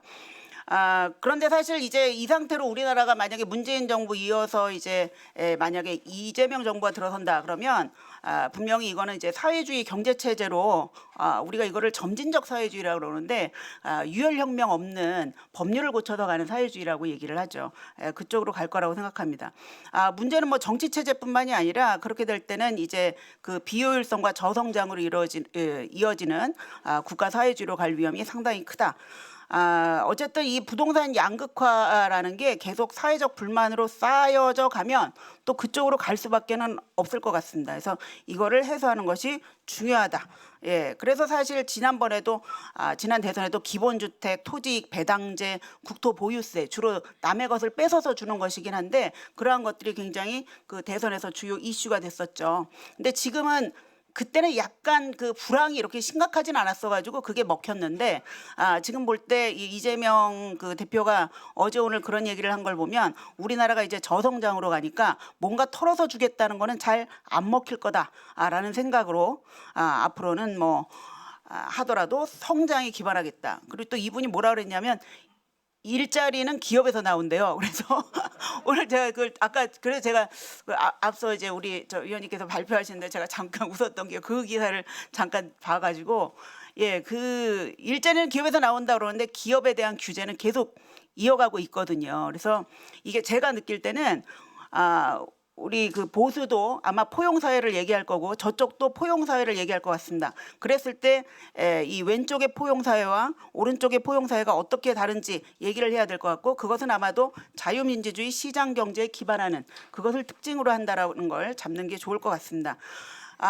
어쨌든 지금 뭐 상당히 위험한 상황이라고 저는 봅니다. 왜냐하면 이게 이제 앞으로 만약에 이 공시가격 제도가 부정확하기 때문에 만약에 재원 조달이 어렵다 생각이 되면 다시 한번 토지익 배당제와 국토 보유세가 나올 거라고 생각이 들어서요. 자, 어쨌든 보수의 가치를 실현하는 데 있어서 지금 많이 부족한 게 아마도 그 포용 사회 그리고 어떤 그 주거 사다리 회복 뭐 이런 걸 겁니다. 양극화를 해소하는 것을 좀 강조를 하면서 그 보수의 가치에 대해서 얘기하는 게 이제 필요하다라고 생각이 들고요. 지금 보면 그 전 세계가 다 주택 비용 부담 위기에 처해 있습니다. 우리나라만 그런 것이 아닙니다. 이탈리아도 그렇고 미국도 그렇고 제가 좀 빨리 진행을 하겠습니다. 지금 보면은 우리나라의 그 주택자산 양극화 심화에 대해서 이미 그 자산을 가지고 있는 사람도 굉장히 불만스러워하고 주택을 가지지 못한 사람은 더욱 불만스러워합니다. 내가 가지지도 못했는데 저렇게 막 올라가다니 나도 저 대열에 끼고 싶은데 이런 생각들을 하죠. 상위 10%의 가구가 그 가지고 있는 주택의 가치가 12억 원이라고 그러고 평균 2.37채를 가지고 있다고 합니다. 반면에 하위 10% 가구는 그 평균 주택 자산 가치가 3천만 원이고 평균적으로 하위 10%가 한 채 못 미치는 그런 그 주택 보유를 가지고 있습니다. 이게 그 상위층으로 갈수록 주택 자산 가치와 소유 주택 수가 모두 급격히 그 증가하는 상황이고 2016년부터 2023년 사이에 이 간극이 굉장히 커지고 있습니다. 물론 이 중간에는 문재인 정부의 28번의 부동산 정책 실패가 있습니다. 그럼에도 불구하고 오늘 현재는 이것은 집권하고 있는 여당과 정부의 몫이라고들 생각을 하죠. 그래서 이러한 것들을 뭐 앞으로 강조하는 것뿐만 아니라 이거를 어떻게 해소할지를 그 얘기하는 게 중요하다고 생각합니다. 이건 뭐 제가 뭐 QGIS로 그려봤던 건데 주택 가격 이 지금 하얀 부분이 높은 겁니다. 왼쪽은. 그다음에 오른쪽에 출산율이 낮은 게 지금 하얗습니다. 일부러 보여주고 싶어하는 게 뭐냐면 출산율 주택 가격이 높은 곳이 출산율이 낮다. 뭐 당연한 것이죠. 뭐 상관관계 분석해봐도 똑같고요. 지금 보면 서울이 최저입니다. 출산율 최저고 주택 가격 제일 높고 그다음에 전북은 왜 그런지 모르겠는데 이 출산율이 꽤 높아요. 그러나 해외에서 볼 때는 굉장히 충격적인 숫자죠. 이 출산율조차도 평균 주택 가격. 그러니까 서울과 비수도권, 그러니까 지방의 간격이 굉장히 큰 상황이죠. 뭐 미국도 마찬가지입니다. 미국도 보면 이게 미국의 그 출산율 통계인데 그 캘리포니아, 일리노이, 뉴멕시코 뭐 뉴멕시코야 그렇다 치는데 캘리포니아랑 일리노이 같은 경우는 이 인구가 빠져나간 겁니다. 그래서 그 5년 전보다 자녀 수가 줄어든 주가 35개 주나 되고 그 중에 가장 많은 감소가 요 세 지역이다. 그리고 출산율이 감소한 것과 더불어 또 저렴한 집을 찾아서 다른 지역으로 청년들이 이동을 했다는 겁니다. 그래서 이런 게 굉장히 심각하다라고 생각하고 어떻게든 자기 지역에서 집을 갖는데 좀 쉽게 만들어주자. 그래서 이제 아까 말씀드린 그런 포용주택 제도를 도입을 했습니다. 그래서 저도 이제 중앙일보 칼럼에 이걸 좀 고려를 해보자라고 얘기를 했는데 이게 사실 지금 우리나라 현재 상태에서 만약에 포용주택을 도입하면 우리나라 망합니다. 이게 퍼주기에 또 퍼주기가 됩니다. 미국은 이게 뭐냐면 포용주택이라는 게 건설사를 초과 이윤을 보도록 내버려 둡니다. 그러니까 뭐냐면 분양가 규제도 없고요. 그다음에 대출 규제도 없습니다. 오로지 자기 신용에 기초해서 대출받게끔 하고 그러한 자유를 줌과 동시에 반드시 책임을 부과하죠. 뭡니까? 못 갚으면 무조건 은행이 집을 가져가 버립니다. 근데 지금 우리나라는 보면 대출을 꽉 막아놓고 나 신용 좋은데도 못 가져가고요. 심지어 어떤 다른 자산이 있음에도 불구하고 무조건 막아버리죠. 이게 무슨 일이 지금 벌어지고 있냐면 보금자리, 특례 보금자리로는 없애버리고 이게 여러 가지 정책 대출을 지금 막아놓은 상태입니다. 뭐라고 하냐면 대출이 너무 많아져서라고 하는데 이게 지금 굉장히 심각한 문제입니다. 왜냐하면 은행으로서는 지금 이게 굉장히 건전한 대출이거든요. 이건 연체가 안 돼요. 근데 그걸 줄이라고 하니까 줄이긴 하는데 그러면 어느 쪽에 대출이 커지느냐? 토지에 대한 대출이 커집니다. 대부분 뭐냐 하면 농업법인을 만들어 가지고 이 토지를 가지고 이거를 대출을 합니다. 토지를 살 때. 그래서 계속 토지를 차곡차곡 이어가는데 토지라는 게 토지 가격은 아무도 모릅니다. 거래가 희소해서. 그러니까 감정평가사들이 잘못 얽히면 부풀리는 과다 대출을 해줍니다. 이건 무슨 얘기냐? 건전 대출을 줄이고 부실 대출을 늘려가는 이런 현상이 지금 계속 벌어지고 있습니다. 그래서 이걸 지금 놓치고 있는 게 상당히 문제죠. 어쨌든 우리나라는 지금 이런 게 자유시장 경제 원리가 적용이 안 되고 있습니다. 그리고 그런 상태인데 미국은 이런 것들을 다 풀어놓고, 그러니까 관치금융을 빨리 이걸 해소를 해야 돼요. 그냥 내버려둬야 됩니다. 정확하게 담보감정평가해서 대출하게끔 하고 그것에 대한 책임을 지게끔 해야 되는데 그게 없는 상태죠. 근데 미국은 그러한 것들을 엄격하게 하면서 포용주택이 거기에 살짝 얹힙니다. 그리고 포용주택을 할 때 건설사 보고 너 손해봐라 이게 아닙니다. 너 한 1000채 공급할 거 내가 1500채 공급하게 허가해 줄게. 법규를 고쳐서. 그런데 그중에 한 200채 정도는 절반값으로 청년들이 부담 가능한 그런 가격으로 해줘라고 하는 거죠. 그러니까 일종의 기부 체납 받듯이 좀 하는 것이죠. 그런 식으로 하는데 이게 미국에서는 그래서 이런 조례를 만들어 가지고 이런 것들을 지금 진행을 합니다. 그런데 우리나라는 그렇게 하면 지금 큰일 난다는 거죠. 제가 이 부분에 싹싹 넘어갈 겁니다. 이거 혹시 국회에 있는 보좌관분들이 보실 때 좀 도움이 되라고 제가 헬프 투 바이, 그다음에 데포지트 언록, 이게 이제 미국이나 영국에서 처음에 주택 구매할 때 어떻게든 계속 도와주는 겁니다. 현금 부자 아버지가 없어도 주택을 구매할 수 있도록 하나 디딤돌을 놔주는 것이죠. 이제 디딤돌 대출이죠. 그래서 이걸 낮추면 안 되는 겁니다. 근데 지금 막 낮춰가고 있죠, 우리나라가. 그래서 여러 가지 소액보증금 모기지 보증제도나 다 그런 겁니다. 그래서 이 미국 자가보유 촉진 정책의 특징은 보면 세제 혜택 주고 금융 지원 주고 저소득층 지원해 주고 또 이거 잘못 대출하면 너 크게 손해봐 뭐 이런 것들을 또 교육을 해줍니다. 그러한 것들을 이제 하고 있고 또 여러 가지 대출이 굉장히 후하네 이런 생각이 들 겁니다. 보증금을 막 낮춰줘요. 그러니까 처음에 구매할 때 혹은 임대주택 들어갈 때도 이제 낮춰주고 그러는데 우리나라는 그게 안 되는 거예요. 이 미국에서 이제 다운 페이먼트 처음에 주택 살 때 자기 자본을 어느 정도 가지고 있어야 돼라고 얘기하는데 그러한 것들을 다 지원을 해주는 겁니다. 그다음에 이제 뭐 여러 가지 first time home buyer tax credit 뭐 이런 것들이 있는데 잠깐 중단됐다 그래서 헬프 투 바이가 2023년도에 중단됐거든요. 그래서 굉장히 좀 당황했어요. 그런데 연이어서 그 제도를 보완해서 비슷한 게 또 나옵니다. 여기는. 그래서 제가 얘기하고 싶은 건 뭐냐면 우리 경제학에 Theory of Second Best라는 게 있습니다. 완전 경쟁 시장에 대한 그 전제 조건이 한 5가지가 있습니다. 그런데 Theory of Second Best 이건 뭐냐면 그 5가지 중에 한 가지라도 결여되면 전제 조건이 만족되지 않으면 일반적으로 사람들은 그래도 완전 경쟁 시장에 가깝게 50% 정도의 성과는 이루겠지라고 생각합니다. 그러나 그렇지 않다는 겁니다. 오히려 아니함만 못하게 돼서 더 안 좋아진다라는 이론이 있습니다. 그런데 이게 딱 우리나라에 적용되기 딱 좋은 겁니다. 뭡니까? 포용주택이나 자가보유 촉진이나 어떤 보조금을 주면서 뭔가 베풀어주는 것 같은 정책이 자유민주주의 시장경제의 원리가 작동해야 된다는 이 전제 조건이 지켜지지 않으면 오히려 아니함만 못하게 된다는 겁니다. 그래서 그러한 것들을 이제 적용을 했을 때 시장원리 회복 없이는 양극화 해결이 불가능하다라는 것. 그래서 이게 왜 이러냐면 그 규제가 많으면 특히 분양가 규제를 제가 굉장히 싫어하는데요. 분양가 규제를 하면은 기업의 이윤을 너무 낮추기 때문에 그 공급에 참여하지 않습니다. 기업들이. 이 제주도 같은 경우에 제주도에 그 삼성 레미안이 없습니다.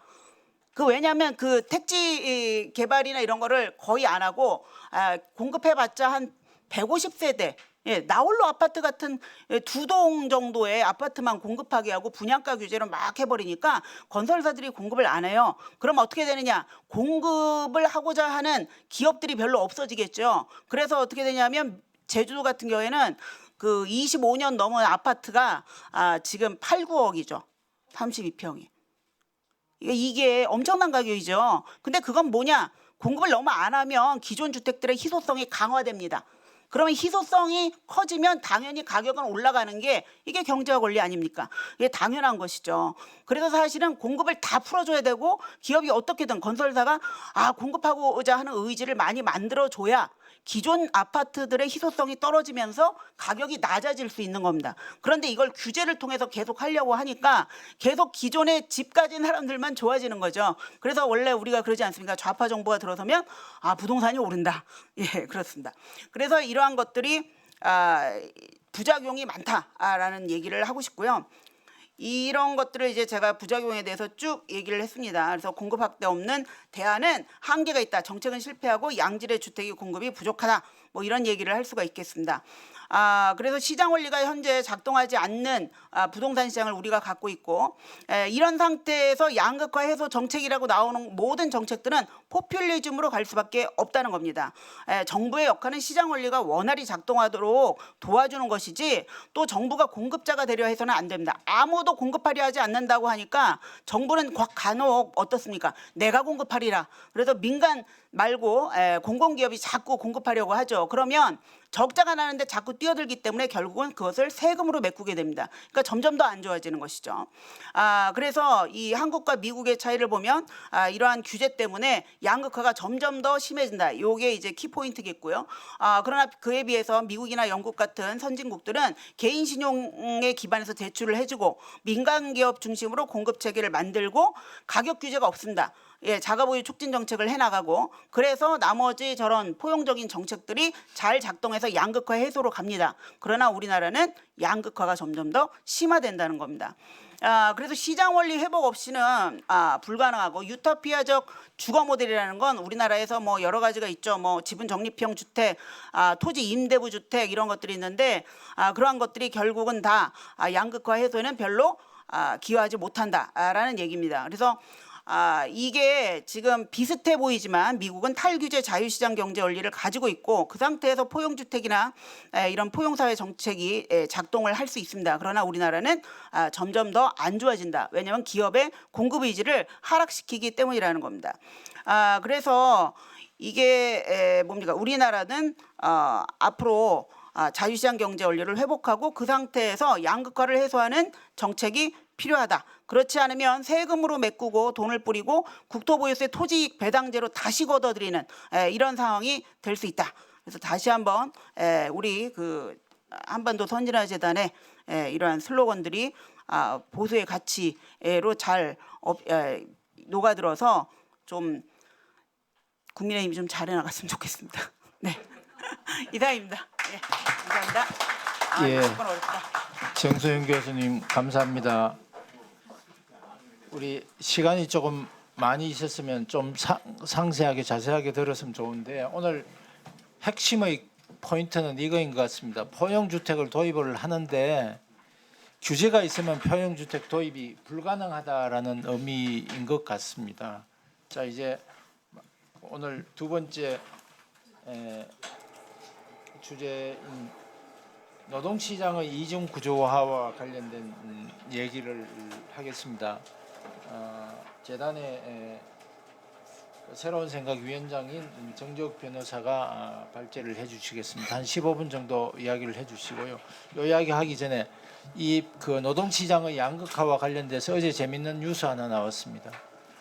SK 하이닉스에서 이제 1,400%의 그 인센티브를 준다고 그랬는데 그걸 노조가 반대를 했어요. 그래 오늘 아침 신문 보니까 1,500%이니까 그걸 수용했더라고요. 지금 우리가 가지고 있는 노동시장의 양극화가 얼마나 기업별로 그 차이가 나는지를 여실히 보여주는 단적인 예가 아닌가 이렇게 생각을 합니다. 자, 정조기 위원장님, 자 부탁합니다. 네, 방금 조영기 총장님께서 좋은 말씀해 주셨는데 저도 너무 부럽기도 했습니다. 사실은 저렇게 많은 성과급을 준다는데도 더 달라고 반대하는 거 보면서 한편으로는 저도 사용자 입장이 있기 때문에 근로자에 있는 게 더 낫겠다라는 생각도 들기도 합니다. 뭐 간단히 좀 소개드리면 저는 이제 학부에서는 경영학을 전공했고요. 박사는 법학으로 받았는데 세부 전공은 노동법으로 받았습니다. 10년 동안 대형 로펌하고 중형 로펌에서 지금 노동법 전문 변호사로 활동을 하고 있어서 제가 보고 듣고 경험한 것들도 조금 말씀드릴 수 있도록 하겠습니다. 방금 말씀하신 것처럼 한국 노동 시장의 가장 큰 특징 중에 하나가 이제 이중 구조화인 겁니다. 이중 구조라는 건 시장이 이제 양분되어 있다는 거죠. 노동 시장 내에서도 뭐 소위 말해서 좋은 시장과 나쁜 시장이 양분되어 있는데 단순히 양분되어 있으면 크게 문제가 되지는 않겠죠. 근데 양분되어 있는데 그 양분되어 있는 구조화에서 상호간 시장의 교류가 거의 없다라는 게 엄청난 문제가 있습니다. 그거를 일단 그 기준점을 우리가 한번 생각을 해보면 고용 형태, 그러니까 정규직이나 비정규직. 사실 정규직, 비정규직은 법률상의 용어는 아닙니다. 그 기간에 정함이 없는 근로자를 통상 정규직이라고 하지만 무기계약직도 있기 때문에 좀 달리 봐야 되는데 우리가 통상 정규직이라 하면 기간에 정함 없이 일하는 사람 말하고요. 비정규직이라고 하면 단순히 기간제 근로자뿐만 아니라 파견직, 뭐 또 하도급 형태를 띠고 있지만 실제적으로 근로자 역할을 하시는 분들을 모두 포함하는 개념이라고 보시면 됩니다. 또 이제 기업 규모별로도 우리가 대기업, 중소기업을 나눠볼 수 있을 텐데요. 뭐 대기업, 중소기업도 300인 이상이냐, 300인 이하냐 이런 나누기도 하고 또 매출이나 이런 걸로 또 나누기도 하는데 여기서 이제 제가 각주로 달아놨으니까 각각의 이제 제가 쓴 내용 중에서 뭘 대기업 말하는지, 뭘 중소기업 말하는지는 조금 차이가 있을 수 있습니다. 우선 이제 정규직하고 비정규직 차이를 보면 임금 격차가 상당히 납니다. 뭐 많이 개선된 수치인데도 불구하고 여전히 이제 정규직에 비해서 비정규직은 한 70% 정도의 임금을 받고 있다라는 내용입니다. 근데 생각보다 별로 얼마 차이 나지 않네라고 생각할 수도 있겠죠. 사실 우리나라에서 가장 큰 더 차이 나는 것은 이제 기업 규모에 따른 격차가 차이 나는 건데 대기업 대비 중소기업 임금 비율은 2020년이 57.5%고요. 2023년이 53.6% 정도가 됩니다. 그러니까 기업 규모에 따라서 임금 격차가 계속 있는데 이게 2000년대 들어서도 여전히 유지되고 있다라고 볼 수가 있고 비정규직하고 정규직 임금 격차보다도 대기업과 중소기업 사이의 임금 격차가 더 크다는 사실을 알 수가 있습니다. 근데 이제 우리가 이제 그러면 사실은 비정규직이 있다고 해도 또 중소기업 근로자 있다고 해도 그 숫자가 적으면 사실 문제가 되지 않겠죠. 근데 이제 한국에서 자료를 좀 보면 비정규직 자체의 비중이 지금 이제 한 38% 정도가 됩니다. 846만 명 정도고요. 중소기업 종사자 비중은 약 81%로 1,890만 명 정도가 됩니다. 그렇게 생각을 해보면 단순히 그냥 정규직 차이, 비정규직 차이 문제다 이렇게 볼 거는 아니고 우리가 이거를 좀 다층적으로 입체적으로 좀 봐야 되는 것이죠. 그러면 고용 형태와 기업 규모를 좀 섞어 보면 이 시장을 대기업 정규직, 대기업 비정규직, 그리고 중소기업 정규직, 중소기업 비정규직 이 네 가지 카테고리를 한번 나눠 볼 수가 있습니다.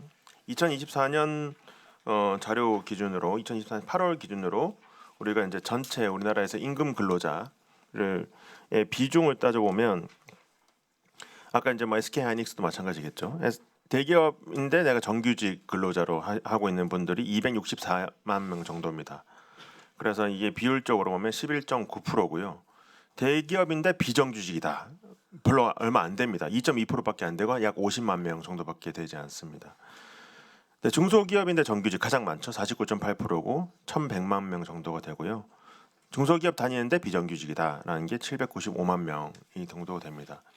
그러면 이제 이런 의문을 좀 생각하실 수 있죠. 우리나라의 그 영업 이익이나 매출 비중이 한 대기업 65에서 한 70% 사이가 되거든요. 매년마다 연도가 다르지만 또 영업 이익률 기준으로 했을 때는 85% 정도 내외가 산출이 됩니다. 그러면 대기업이 근로자 엄청 적은데 어떻게 하나 생각할 수 있지만 여기 이제 대기업이 직접 고용하고 있는 비정규직이 적다는 것이지 대기업이 하청을 통해서 이제 많이 운영을 하기 때문에 실제로 이 대기업이 중소기업 정규직 또는 중소기업 비정규직도 아울러 사용하고 있는 게 한국의 현실이라고 보시면 될 것 같습니다. 그래서 이제 이거는 그냥 이제 단순히 제가 네 개의 기준으로 분석을 본 건데 이거를 조금 우리가 근로자의 처우 내지 실질적인 경제력으로 우리가 구분해 보면 크게 두 가지로 구분해 볼 수 있을 겁니다. 대기업 정규직하고 나머지 이렇게 구분해 볼 수가 있겠습니다. 많은 학자분들이 이걸 이제 노동시장이 이중 구조화가 됐다라고 표현하면서 그 시장을 1차 노동시장 대기업 정규직 고임금 근로자 또 2차 노동시장 그 밖에 나머지 이렇게 많이 분류하고 있습니다. 그러니까 중소기업 정규직, 중소기업 비정규직, 대기업 비정규직 합쳐가지고 2차 노동시장에 있는 것이 아니냐라고 많이 분석을 하고 있고요. 또 다르게 이렇게 구분하는 견해들도 있습니다. 유노조 대기업 정규직 부분과 그 밖의 부분으로 구분된다라고 볼 수가 있겠습니다.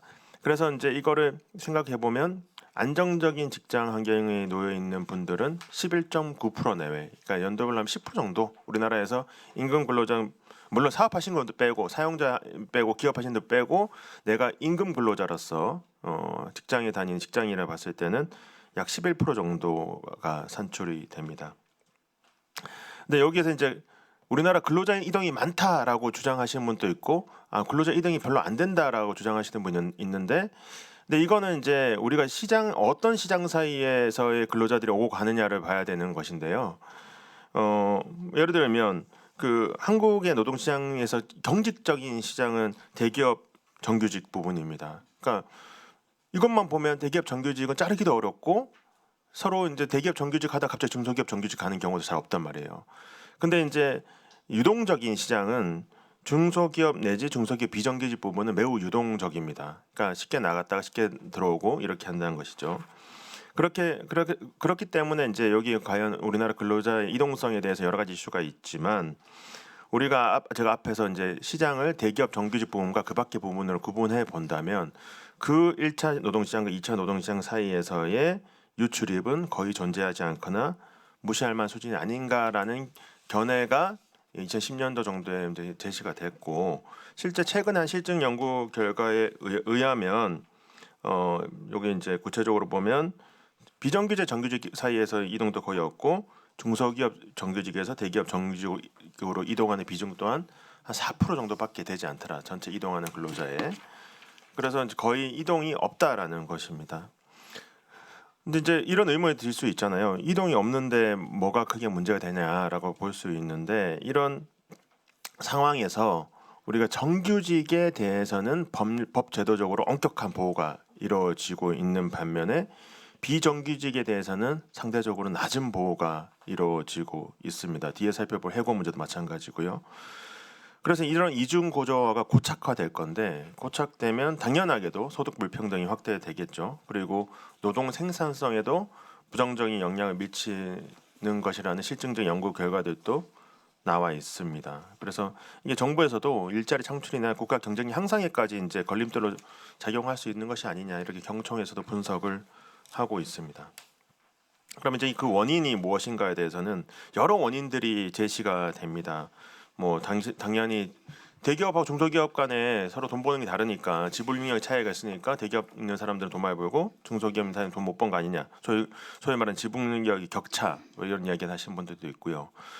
또 노동조합 같은 경우에도 노동자 조직률이 우리나라에서 그렇게 높지가 않습니다. 뭐 10% 내지 20% 정도 되는데 노동조합의 한계도 있다. 예를 들면 우리나라에서 초기업 노조보다는 기업별 단위 노조를 중심으로 돌아가는데 중소기업에서 노조가 실제로는 교섭력이 약하다. 뭐 이런 이야기도 있고요. 또 이제 뭐 청년 실업이나 여성 고용 부진 뭐 이런 이야기도 하고 낮은 출생률도 있다. 뭐 이런 여러 가지 이제 이야기들도 있는데 뭐 권순원 교수님께서는 이게 노사 원인 진단이 다르다. 그래서 경영계에서는 고용 경직성, 소위 말하는 노동 유연성을, 노동계에서는 대기업에서 너무 초과 이윤에 전유한 거 아니냐 이런 이제 것을 원인으로 제시하고 있습니다. 근데 이렇게 이제 원인이 달리 보면 이제 해결 방법도 다를 수밖에 없고요. 뭐 이제 예를 들면 노동계에서 이야기하는 것들은 그래서 이제 몇 가지 제가 여기 적어놓지는 않습니다. 말씀드리면 뭐 직무급제로 하자, 동일 임금, 동일 노동, 동일 임금 원칙을 적용하도록 하자. 그리고 대중소기업 사이에 격차 문제를 해소하자. 뭐 이런 이야기들이 있고 또 노동조합 단위에서도 초기업 쪽 노조를 좀 강화해가지고 중소기업한테도 실제 노조의 이제 단체 교섭이라든지 그런 협상력을 좀 미치게 하자. 이런 이야기들을 하고는 있습니다. 근데 생각을 해보면 그것들이 현실적으로 이루어지긴 좀 쉽지가 않겠죠. 최근에 논란됐던 노란봉투법 같은 경우에도 사용자 범위를 넓히는 것이거든요. 우리가 근데 뭐 대기업하고 중소기업 사이에 지분 능력 차이가 있는데 그런 상황에서 동일 임금 농이 노동을 하자라고 하면 중소기업이 과연 버틸 수 있을지. 그리고 시장 경제에서 보면 같은 제품이라도 가격이 다 달라지잖아요. 내가 같은 일을 하더라도 같은 임금을 받아야 되는 게 원칙이긴 하겠지만 현실적으로 이게 기업의 내 사용자가 다른데 그렇게 강요할 수 있을지는 좀 상당히 의문이 있습니다. 근데 이제 저는 이제 이 원인을 좀 시계열적으로 분석을 해보자라고 한번 생각을 해봤는데요. 최초 우리나라 이제 급격하게 성장하던 시기에는 당연히 이제 태생적으로는 이제 대기업 위주의 고도 성장을 했기 때문에 대중소기업 간 뭐 불합리한 합청 구조라든지 너무 이제 자원이 대기업한테 몰린다든지 또 외환위기 후에 이제 급격하게 저성장 구조로 오면서 이런 양극화가 됐던 것이 아닌가라고 생각해 볼 수 있는데 2024년 현 시점에서 그러면 이중구조화는 그렇게 탄생을 했다고 치면 지금 이 시점에서 그럼 이중구조화를 고착화시키고 심화시키는 원인이 무엇인가는 다르지 않나라고 생각이 되고 그거는 노동 경직성이 있지 않나 생각이 됩니다. 그러니까 경제협력개발기구에서도 한국 노동시장 이중구조화의 원인으로 노동 경직성 직접적으로 언급하고 있습니다. 2024년 보고서, 한국경제 보고서에서는 뭐라고 이야기하고 있냐면 이제 한국 인구 감소 대응이 이제 문제된다라고 하면서 이걸 적절하게 이제 해결하기 위해서는 노동 가족 정책에 대한 광범위한 개혁이 필요하다라고 언급을 하고 있고요. 구체적으로 보면 핵심 권고 사항으로서 노동시장의 이중구조 개선을 위해서 정규직 보호를 완화해야 된다. 또 다른 한편은 사회보험 가입을 확대해야 된다라고 하고 있습니다. 비정규직에 대해서는 어떻게 보면 이제 제가 오늘 공동체 자유주의 세미나니까 박세희 교수님이 말씀하셨던 거하고 맥락이 좀 비슷하죠. 공동체 자유주의라는 게 시장 경제 자유주의를 기본으로 하면서 이제 공동체도 같이 고려하자라는 내용인 거잖아요. 그러면 결국에는 왜 노동 경직성이 결국 이 노동시장 이중구조에 기여할 수밖에 없냐면 정규직을 대한 보호가 너무 강하기 때문에 대기업 입장에서는 정규직 뽑는 게 부담스럽습니다. 그렇기 때문에 비정규직을 많이 활용하는 것이죠. 근데 아까 통계자료 보시면 대기업이 직접 채용하고 있는 비정규직 2.2%밖에 안 되기 때문에 실질적으로는 원하청 관계로 많이 규율되고 있습니다. 저도 그런 업무들을 많이 할 수밖에 없었고요. 근데 해결 방안을 보면 그러면 노동 유연성 확보를 하기 위해서는 현재 상황에서는 상당히 이제 좀 한국에서 논의가 되어야 되는 부분 중에 하나가 저성과자 해고와 경영상 해고에 관한 부분이고요. OECD 보고서에서는 저성과자 해고는 직접 좀 언급하고 있지 않고 경영상 해고를 언급하고 있는데 그거는 이제 한국 법제도를 조금 제 생각에 좀 덜 분석했기 때문일 것 같고 실질적으로는 저성과자 해고와 경영상 해고가 둘 다 고려를 해야 됩니다. 저성과자 해고 관련해서는 2016년도죠. 박근혜 정부 때 시운 해고 지침이라 뭐 이렇게 불리기도 했는데 실제로 내용은 공정 인사 지침입니다. 정부 지침을 발표해 가지고 일 못하면 통상 해고 사유로 삼아 가지고 해고할 수 있는 이제 지침을 내려줬었죠. 근데 이제 이게 논란이 많았습니다. 그래서 노조에서는 왜 이거를 도입하느냐, 실제 이거 너무 쉬운 해고 지침 아니냐라고 해서 큰 반발이 이뤄졌었고요. 이 지침에 따라서 이제 공공기관이나 이런 데서 이제 도입을 하던 와중에 이제 정권이 바뀌어 가지고 그 뒤에 판결들은 실제 이 지침을 따르지 않는 판결들이 많이 나오게 됩니다. 그리고 실제 이 지침 자체도 정권이 바뀌고 난 다음에 김영주 장관에서 폐기를 했습니다. 보시면 2016년 1월 22일 날 도입됐다가 2017년 9월 25일 날 폐기가 되어버렸습니다. 그래서 그러면 이거 어떻게 되고 있냐, 한국에서는 저성과자 해고에 관한 대법원의 소위 말하는 기준이 되는 판례가 2021년도에 나왔습니다. 그래서 그래도 이게 나름의 의미가 있다라고 한 거는 저성과를 곧바로 해고 사유로 삼을 수는 없지만 일정한 요건을 거치면 해고를 할 수도 있다 정도의 이제 내용이거든요. 실제로 이제 이 판결에서는 이제 해고가 적법한 걸로 인정이 됐는데, 그러니까 한국에서 보면 단순히 일 못한다, 뭐 근무 능력이 불량하다 이런 사유로는 해고는 할 수가 없고, 이게 일을 못하는 수준이 가장 낮은 정도에 이뤄야 되고요. 뭐 이때 이 판결 읽어보더라도 한 뭐 거의 뭐 끝에 꼴찌 정도 해야 된다라는 거고, 그 업무 부여하는 것도 한두 번 평가하는 것이 아니고 계속적으로 평가를 해야 되고, 그 평가 기준이 공정해야 되고, 그리고 설사 이제 안 좋은 평가가 나왔다 하더라도 개선의 기회를 여러 번 부여를 했어야 된다라는 거고요. 제가 기억한 이 판결에서는 뭐 7번인가 8번 부여했는데 다 안 좋아가지고 다 거의 꼴찌 가까워가지고 해고가 된다라고 판결을 했는데, 실제 저도 사건을 여러 건 해보고 그 이후에 판결들을 보더라도 대법원이 말하는 거는 저성과 해고가 정당할 수는 있는데 그 인정 여건은 매우 까다롭다는 것입니다.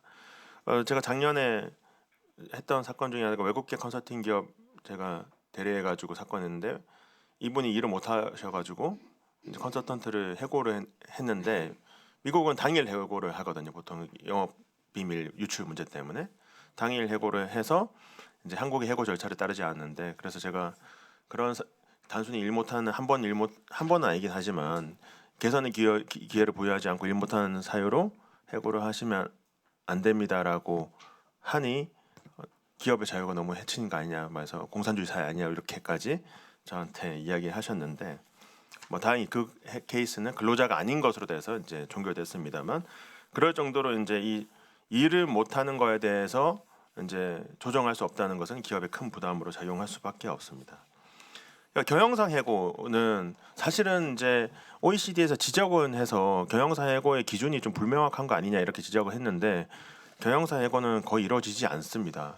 그래서 2014년 쌍용차 정리해고 사건 이후에 8년 만에 이제 대법원에서 경영상 해고 요건을 해고를 이제 적법한 걸로 인정한 사례가 나올 만큼 거의 사례는 없다라고 보시면 되고요.